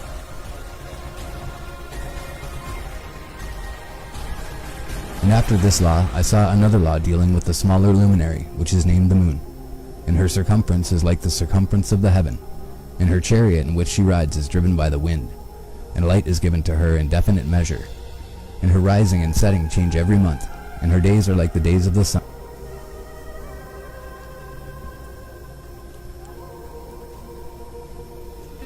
light is uniform, it amounts to the 7th part of the light of the sun, and thus she rises. And her first phase in the east comes forth on the 30th morning, and on that day she becomes visible, and constitutes for you the first phase of the moon on the 30th day together with the sun in a portal where the sun rises. And the 1/2 of her goes forth by a 7th part, and her whole circumference is empty, without light, with the exception of 1/7 part of it, the 14th part of her light. And when she receives 1/7 part of the half of her light amounts to 1/7 part and the half thereof. And she sets with the sun, and when the sun rises, the moon rises with him, and receives the half of 1 part of light. And in that night, in the beginning of her morning, in the commencement of the lunar day, the moon sets with the sun, and is invisible that night with the 14 parts and the half of 1 of them. And she rises on that day with exactly a 7th part, and comes forth and recedes from the rising of the sun. And in her remaining days she becomes bright in the remaining 13 parts.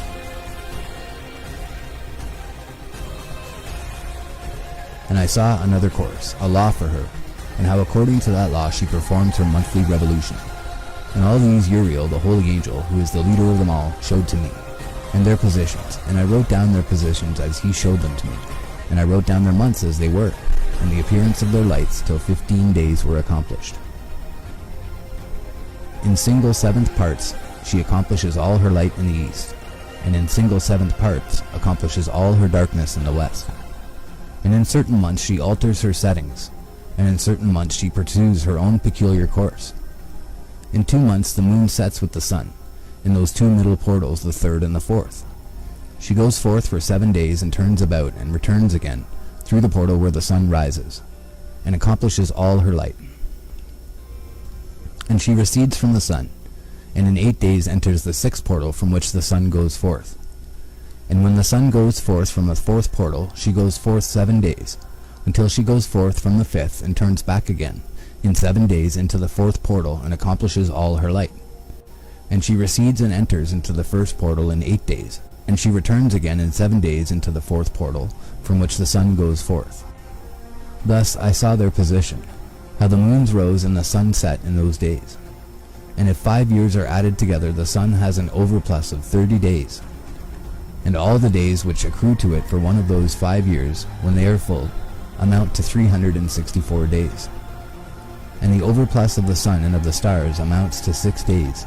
In 5 years, 6 days every year come to 30 days. And the moon falls behind the sun and the stars to the number of 30 days. And the sun and the stars bring in all the years exactly, so that they do not advance or delay their position by a single day unto eternity, but complete the years with perfect justice in 364 days. In 3 years there are 1,092 days, and in 5 years 1,820 days, so that in 8 years there are 2,912 days. For the moon alone the days amount in 3 years to 1,062 days, and in 5 years she falls 50 days behind. To the sum of 1,770 there is to be added 1,062 days, and in 5 years there are 1,770 days, so that for the moon the days in 8 years amount to 2,832 days. For in 8 years she falls behind to the amount of 80 days. All the days she falls behind in 8 years are 80, and the year is accurately completed in conformity with their world stations and the stations of the sun, which rise from the portals through which it, the sun, rises and sets 30 days. And the leaders of the heads of the thousands, who are placed over the whole creation and over all the stars, have also to do with the 4 intercalary days, being inseparable from their office, according to the reckoning of the year. And these render service on the 4 days which are not reckoned in the reckoning of the year. And owing to them men go wrong therein, for those luminaries truly render service on the world stations. 1 in the 1st portal, 1 in the 3rd portal of the heaven, 1 in the 4th portal, and 1 in the 6th portal. And the exactness of the year is accomplished through its separate 364 stations.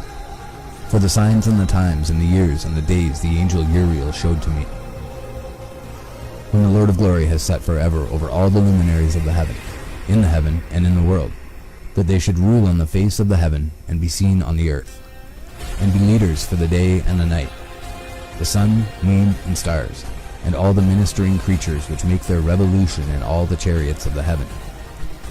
In like manner 12 doors Uriel showed me, open in the circumference of the sun's chariot in the heaven, through which the rays of the sun break forth. And from them is warmth diffused over the earth, when they are opened at their appointed seasons. And for the winds and the spirit of the dew when they are opened, standing open in the heavens at the ends. As for the 12 portals in the heaven, at the ends of the earth, out of which go forth the sun, moon, and stars, and all the works of heaven, in the east and in the west.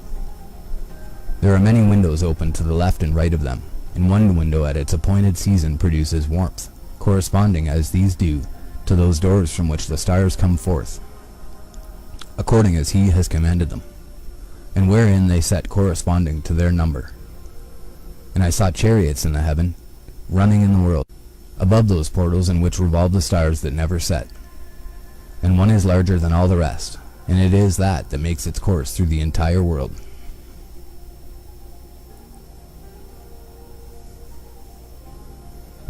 And at the ends of the earth I saw 12 portals open to all the quarters of the heaven, from which the winds go forth and blow over the earth. 3 of them are open on the face, the east of the heavens, and 3 in the west, and 3 on the right, the south of the heaven, and 3 on the left, the north. And the 3 first are those of the east, and 3 of the north, and 3 after those on the left of the south, and 3 of the west. Through 4 of these come winds of blessing and prosperity, and from those 8 come hurtful winds when they are sent. They bring destruction on all the earth, and on the water upon it, and on all who dwell thereon, and on everything which is in the water and on the land. And the first wind from those portals, called the east wind, comes forth through the first portal which is in the east, inclining towards the south. From it come forth desolation, drought, heat, and destruction. And through the second portal in the middle comes what is fitting, and from it there come rain and fruitfulness and prosperity and dew. And through the third portal which lies toward the north come cold and drought. And after these come forth the south winds through 3 portals. Through the first portal of them inclining to the east comes forth a hot wind, and through the middle portal next to it there come forth fragrant smells, and dew, and rain, and prosperity, and health. And through the third portal lying to the west come forth dew, and rain, locusts, and desolation. And after these the north winds from the 7th portal in the east come dew and rain, locusts, and desolation. And from the middle portal come in a direct direction health, and rain, and dew, and prosperity. And through the third portal in the west come cloud and hoarfrost, and snow and rain, and dew and locusts. And after these 4 are the west winds through the first portal adjoining the north, the left. Through the first portal adjoining the north come forth dew and hoarfrost, and cold and snow and frost. And from the middle portal come forth dew and rain, and prosperity and blessing. And through the last portal which adjoins the south come forth drought and desolation, and burning and destruction. And the 12 portals of the 4 quarters of the heaven are therewith completed, and all their laws, and all their plagues, and all their benefactions have I shown to thee, my son, Methuselah. And the first quarter is called the east, because it is the first, and the second the south, because the Most High will descend there, yea, there in quite a special sense will he who is blessed forever descend. And the west quarter is named the diminished, because there are all the luminaries of the heaven wane and go down. And the fourth quarter, named the north, is divided into 3 parts. The first of them is for the dwelling of men, and the second contains seas of water, and the abysses and forests and rivers, and darkness and clouds. And the third part contains the garden of righteousness. I saw 7 high mountains, higher than all the mountains which are on the earth. And thence comes forth hoarfrost, and days, seasons, and years pass away. I saw 7 rivers on the earth larger than all the rivers. One of them coming from the west pours its waters into the great sea. And these 2 come from the north and pour their waters into the Erythraean Sea in the east. And the remaining 4 come forth on the side of the north to their own sea, 2 of them to the Erythraean Sea, and 2 into the great sea, and discharge themselves there.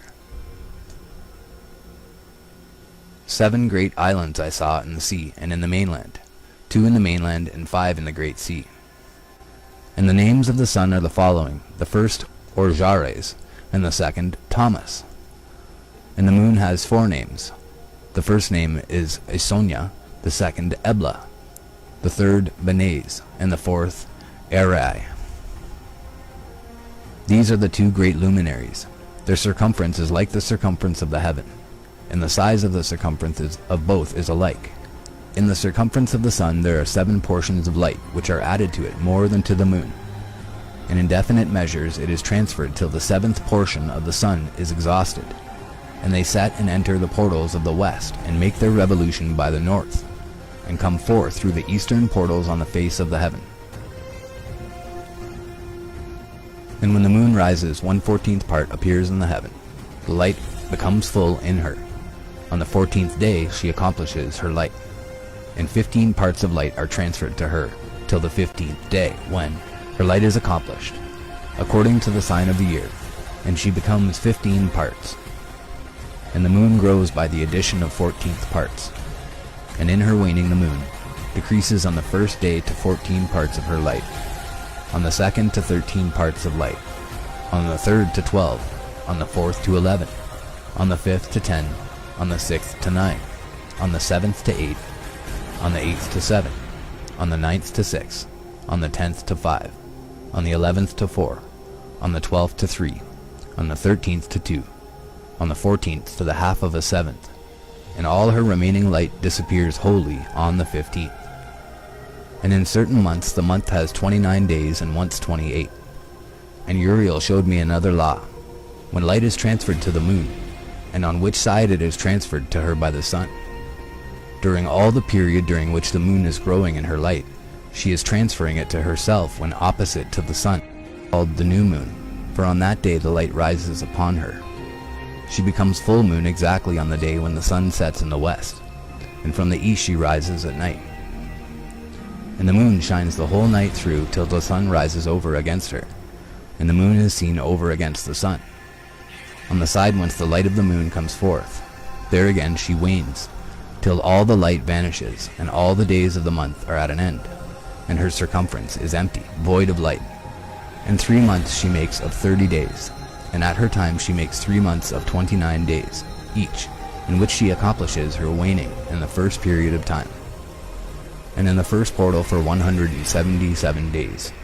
And in the time of her going out she appears for 3 months, and 3 months she makes of 30 days, and at her time she makes 3 months of 29 days each, in which she accomplishes her waning in the first period of time. And in the first portal for 177 days, and in the time of her going out she appears for 3 months of 30 days each, and for 3 months she appears of 29 each. At night she appears like a man for 20 days each time, and by day she appears like the heaven, and there is nothing else in her save her light. She becomes full moon exactly on the day when the sun sets in the west, and from the east she rises at night. And the moon shines the whole night through till the sun rises over against her, and the moon is seen over against the sun. On the side whence the light of the moon comes forth, there again she wanes till all the light vanishes, and all the days of the month are at an end, and her circumference is empty, void of light. And 3 months she makes of 30 days, and at her time she makes 3 months of 29 days each, in which she accomplishes her waning in the first period of time. And in the first portal for 177 days, and in the time of her going out she appears for 3 months of 30 days each, and for 3 months she appears of 29 each. And now, my son, I have shown thee everything, and the law of all the stars of the heaven is completed. And he showed me all the laws of these for every day, and for every season of bearing rule, and for every year, and for its going forth, and for the order prescribed to it every month and every week, and the waning of the moon which takes place in the 6th portal. For in this 6th portal her light is accomplished, and after that there is the beginning of the waning. And the waning which takes place in the 1st portal in its season, till 177 days are accomplished, reckoned according to weeks, 25 weeks and 2 days. She falls behind the sun, in the order of the stars exactly 5 days in the course of one period, And when this place which thou seest has been traversed, such is the picture and sketch of every luminary which Uriel the Archangel, who is their leader, showed unto me.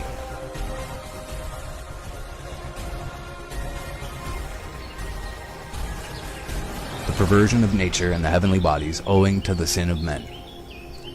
And in the days of the sinners the years shall be shortened, and their seed shall be tardy on their lands and fields. And all things on the earth shall alter, and shall not appear in their time. And the rain shall be kept back, and the heaven shall withhold. And in those times the fruits of the earth shall be backward, and shall not grow in their time. And the fruits of the trees shall be withheld in their time. And the moon shall not alter her order, and not appear at her time. And in those days the sun shall be seen, and shall journey in the evening on the extremity of the great chariot in the west. And shall shine more brightly than accords with the order of light. And many chiefs of the stars shall transgress the order.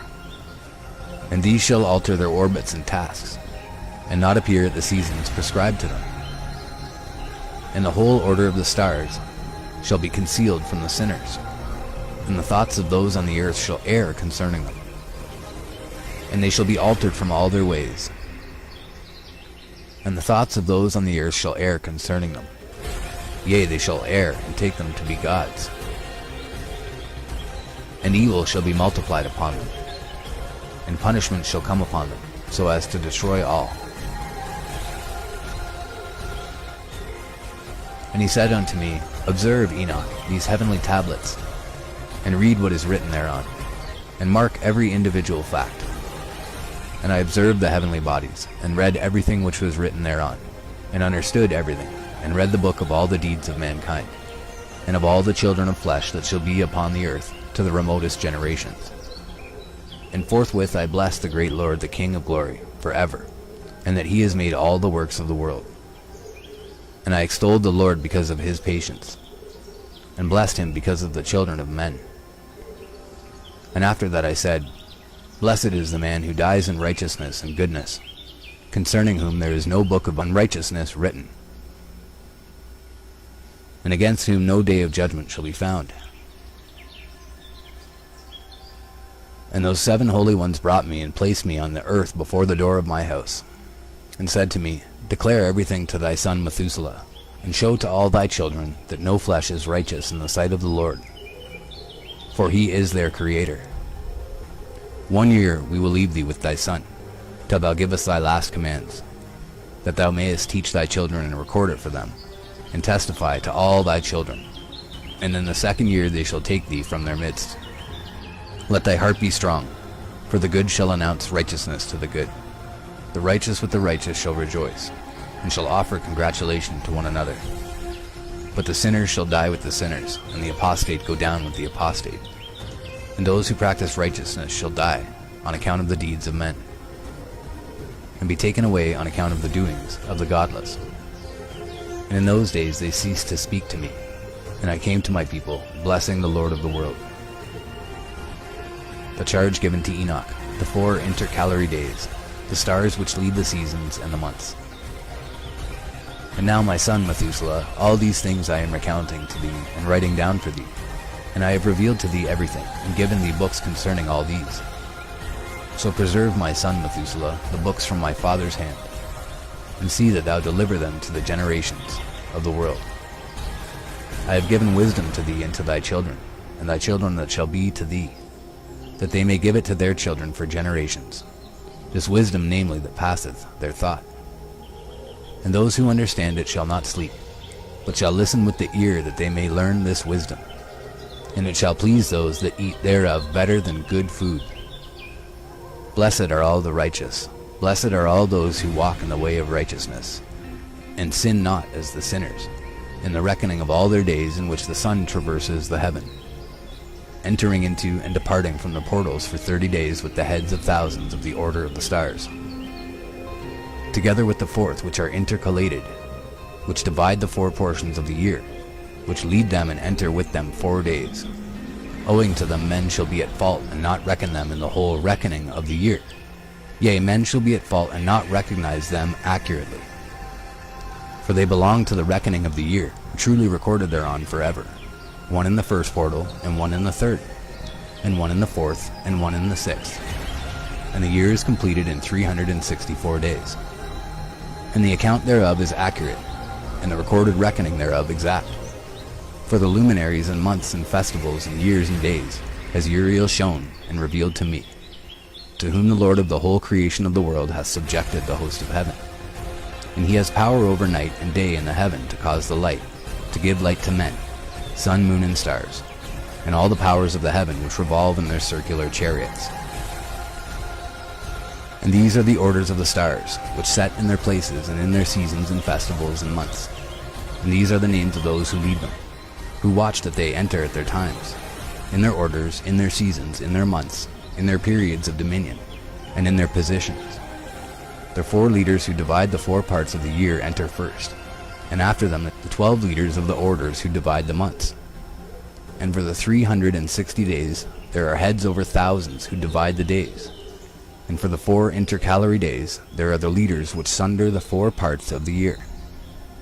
And these heads over thousands are intercalated between leader and leader, each behind a station, but their leaders make the division. And these are the names of the leaders who divide the 4 parts of the year which are ordained: Milkael, Helamelech, and Melejal, and Narel. And the names of those who lead them: Adnarel, Yesusael, and Elomael. These 3 follow the leaders of the orders, and there is one that follows the 3 leaders of the orders which follow those leaders of stations that divide the 4 parts of the year. In the beginning of the year, Melchizedek raises first and rules, who is named Tam-Ayini, and son. And all the days of his dominion whilst he bears rule are 91 days. And these are the signs of the days which are to be seen on earth in the days of his dominion: sweat and heat and calms, and all the trees bear fruit, and leaves are produced on all the trees, and the harvest of wheat, and the rose flowers, and all the flowers which come forth in the field. But the trees of the winter season become withered. And these are the names of the leaders which are under them: Berkael, Zelabzel, and another who is added head of 1,000, called Halujaseph. And the days of the dominion of this leader are at an end. The next leader after him is Helamelech, whom one names the Shining Sun. And all the days of his light are 91 days. And these are the signs of his days on the earth: glowing heat and dryness. And the trees ripen their fruits, and produce all their fruits ripe and ready. And the sheep pair and become pregnant. And all the fruits of the earth are gathered in, and everything that is in the fields, and the winepress. These things take place in the days of his dominion. These are the names and the orders and the leaders of those heads of thousands: Gadijel, Kiel, and Hiel. And the name of the head of 1,000, which is added to them, Asphael. And the days of his dominion are at an end. The first dream vision on the deluge. And now, my son Methuselah, I will show thee all my visions which I have seen, recounting them before thee. 2 visions I saw before I took a wife, and the one was quite unlike the other. The first when I was learning to write, the second before I took thy mother, when I saw a terrible vision. And recording them I prayed to the Lord.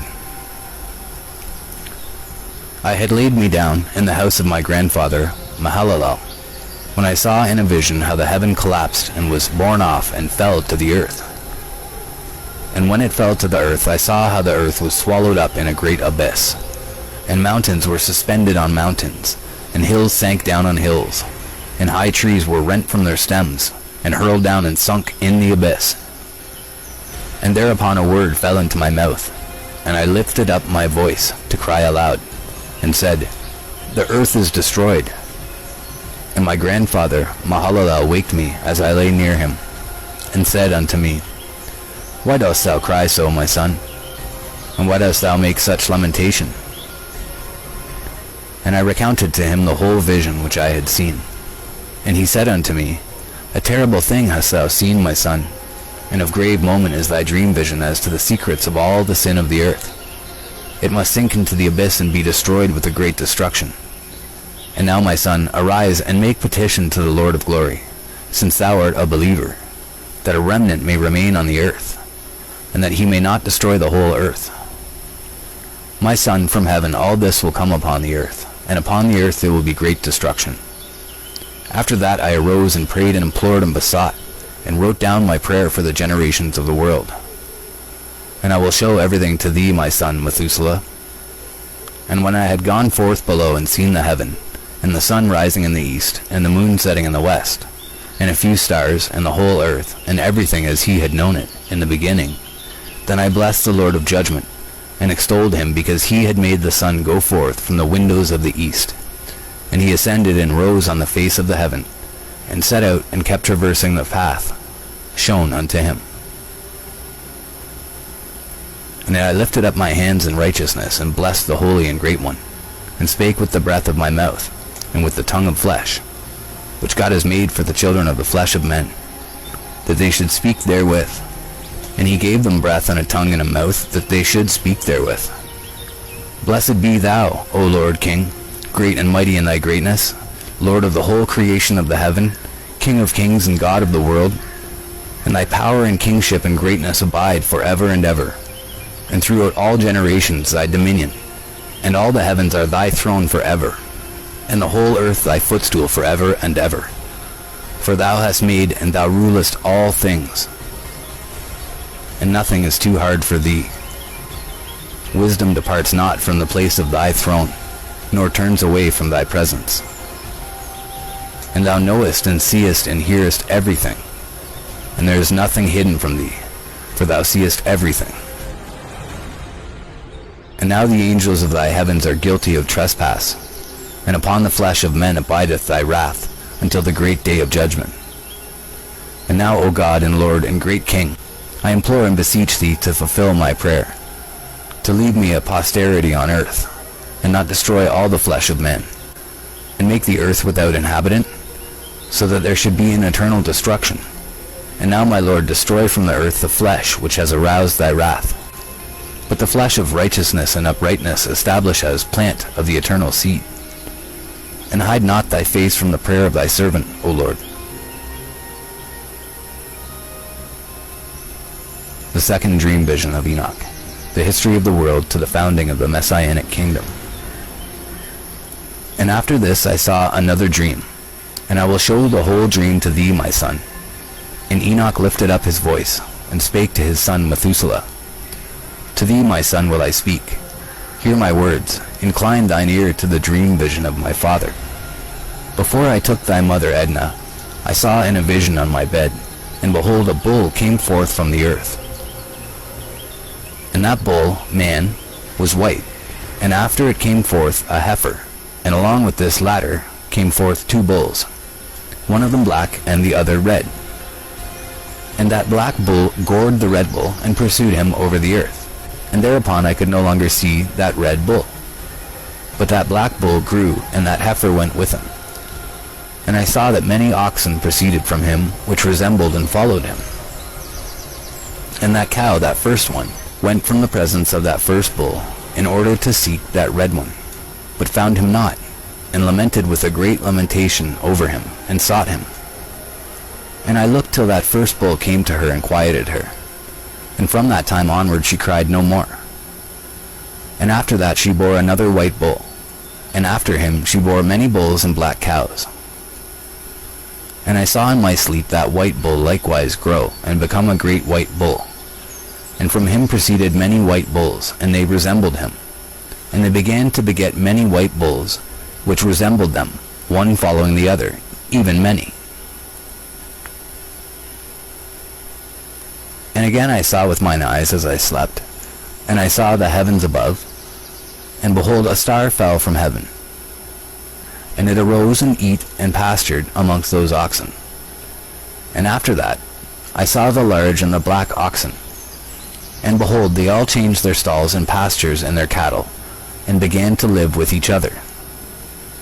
And again I saw in the vision, and looked towards the heaven, and behold, I saw many stars descend, and cast themselves down from heaven to that first star. And they became bulls amongst those cattle, and pastured with them amongst them, the watchers.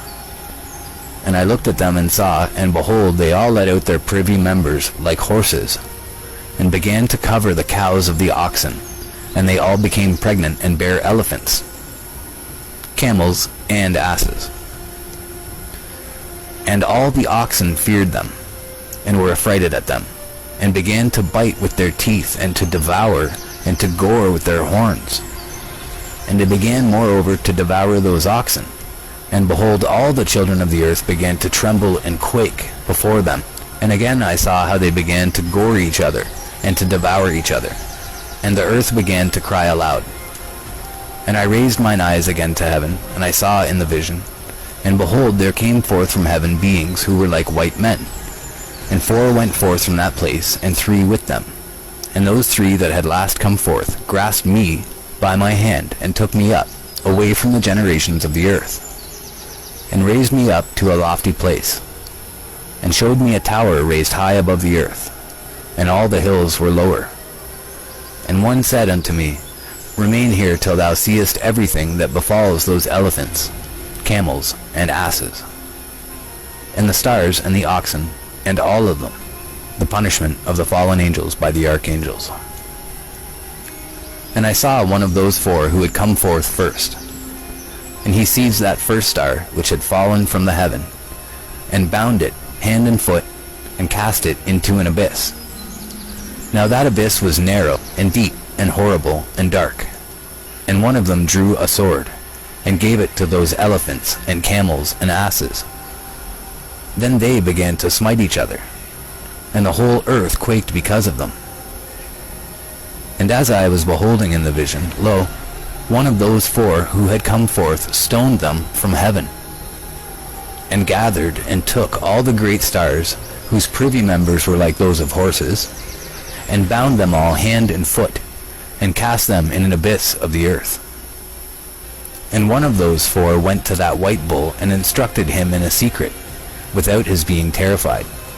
He was born a bull, and became a man, and built for himself a great vessel, and dwelt thereon. And 3 bulls dwelt with him in that vessel, and they were covered in. And again I raised mine eyes toward heaven, and saw a lofty roof, with 7 water torrents thereon. And those torrents flowed with much water into an enclosure. And I saw again, and behold, fountains were opened on the surface of that great enclosure. And that water began to swell, and rise upon the surface. And I saw that enclosure till all its surface was covered with water. And the water, the darkness and mist, increased upon it. And as I looked at the height of that water had risen above the height of that enclosure, and was streaming over that enclosure, and it stood upon the earth.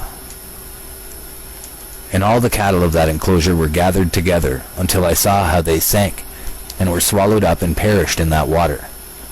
But that vessel floated on the water, while all the oxen, and elephants, and camels, and asses sank to the bottom with all the animals, so that I could no longer see them, and they were not able to escape, but perished and sank into the depths.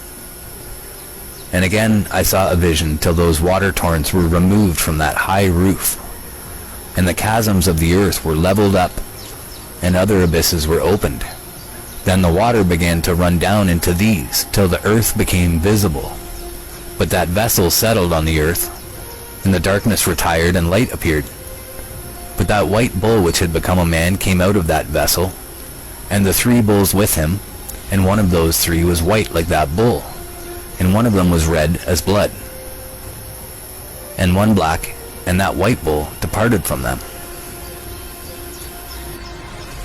And they began to bring forth beasts of the field and birds, so that there arose different genera, lions, tigers, wolves, dogs, hyenas, wild boars, foxes, squirrels, swine, falcons, vultures, kites, eagles, and ravens.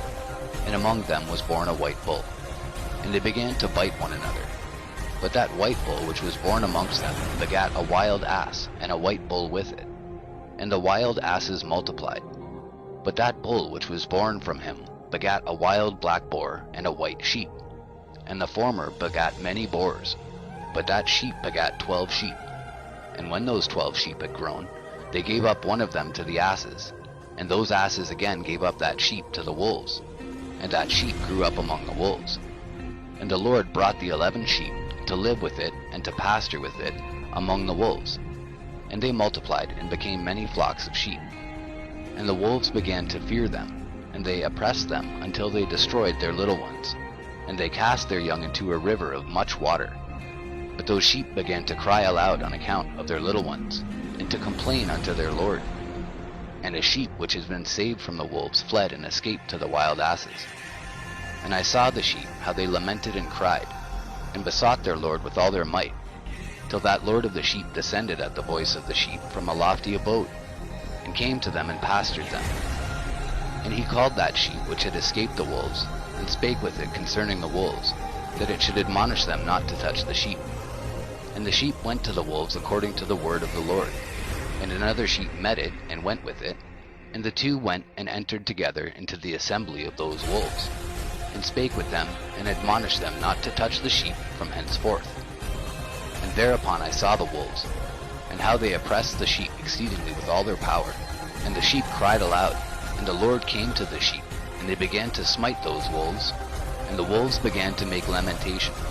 But the sheep became quiet, and forthwith ceased to cry out. And I saw the sheep till they departed from amongst the wolves, but the eyes of the wolves were blinded. And those wolves departed in pursuit of the sheep, with all their power. And the Lord of the sheep went with them, as their leader, and all his sheep followed him. And his face was dazzling and glorious and terrible to behold. But the wolves began to pursue those sheep till they reached a sea of water, and that sea was divided, and the water stood on this side and on that before their face. And their Lord led them and placed himself between them and the wolves. And as those wolves did not yet see the sheep, they proceeded into the midst of that sea, and the wolves followed the sheep, and those wolves ran after them into that sea. And when they saw the Lord of the sheep, they turned to flee before his face. But that sea gathered itself together, and became as it had been created, and the water swelled and rose till it covered those wolves. And I saw till all the wolves who pursued those sheep perished and were drowned. But the sheep escaped from that water and went forth into a wilderness, where there was no water and no grass. And they began to open their eyes and to see. And I saw the Lord of the sheep pasturing them, and giving them water and grass, and that sheep going and leading them. And that sheep ascended to the summit of that lofty rock, and the Lord of the sheep sent it to them. And after that I saw the Lord of the sheep who stood before them, and his appearance was great and terrible and majestic. And all those sheep saw him and were afraid before his face.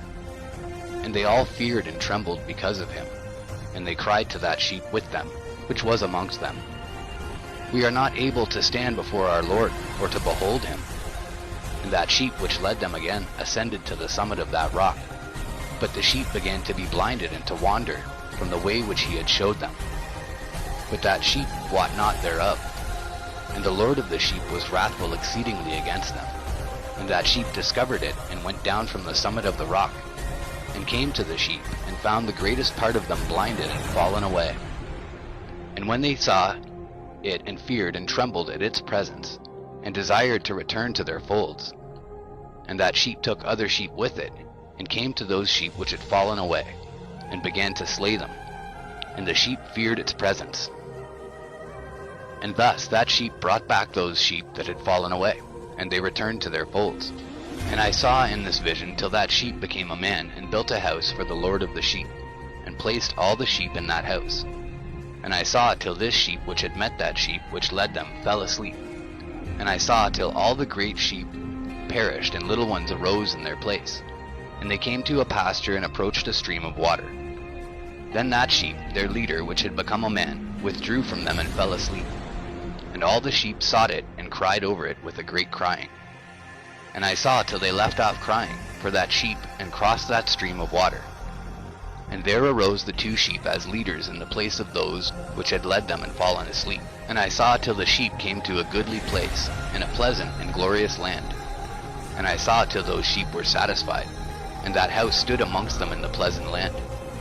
And sometimes their eyes were opened, and sometimes blinded, till another sheep arose, and led them, and brought them all back. And their eyes were opened, and the dogs, and the foxes, and the wild boars began to devour those sheep, till the Lord of the sheep raised up another sheep, a ram from their midst, which led them. And that ram began to butt on either side those dogs, foxes, and wild boars, till he had destroyed them all. And that sheep whose eyes were opened saw that ram, which was amongst the sheep, till it forsook its glory, and began to butt those sheep, and trampled upon them, and behaved itself unseemly. And the Lord of the sheep sent the lamb to another lamb, and raised it to being a ram, and leader of the sheep, instead of that ram which had forsaken its glory. And it went to it, and spake to it alone, and raised it to being a ram, and made it the prince and leader of the sheep. But during all these things those dogs oppressed the sheep. And the first ram pursued that second ram, and that second ram arose and fled before it. And I saw till those dogs pulled down the first ram. And that second ram arose and led the little sheep. And those sheep grew and multiplied. But all the dogs and foxes and wild boars feared and fled before it. And that ram butted and killed the wild beasts. And those wild beasts had no longer any power among the sheep, and robbed them no more of aught. And that ram begat many sheep and fell asleep. And a little sheep became ram in its stead, and became prince and leader of those sheep. And that house became great and broad, and it was built for those sheep. And a tower, lofty and great, was built on the house for the Lord of the sheep.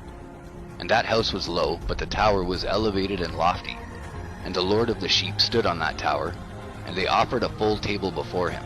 And again I saw those sheep, that they again erred, and went many ways, and forsook that their house, and the Lord of the sheep called some from amongst the sheep, and sent them to the sheep.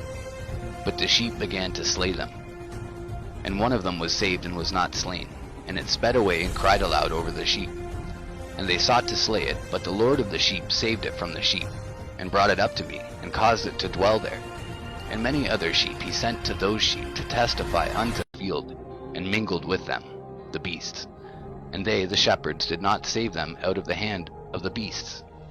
And this one who wrote the book carried it up, and showed it and read it before the Lord of the sheep, and implored him on their account, and besought him on their account, as he showed him all the doings of the shepherds, and gave testimony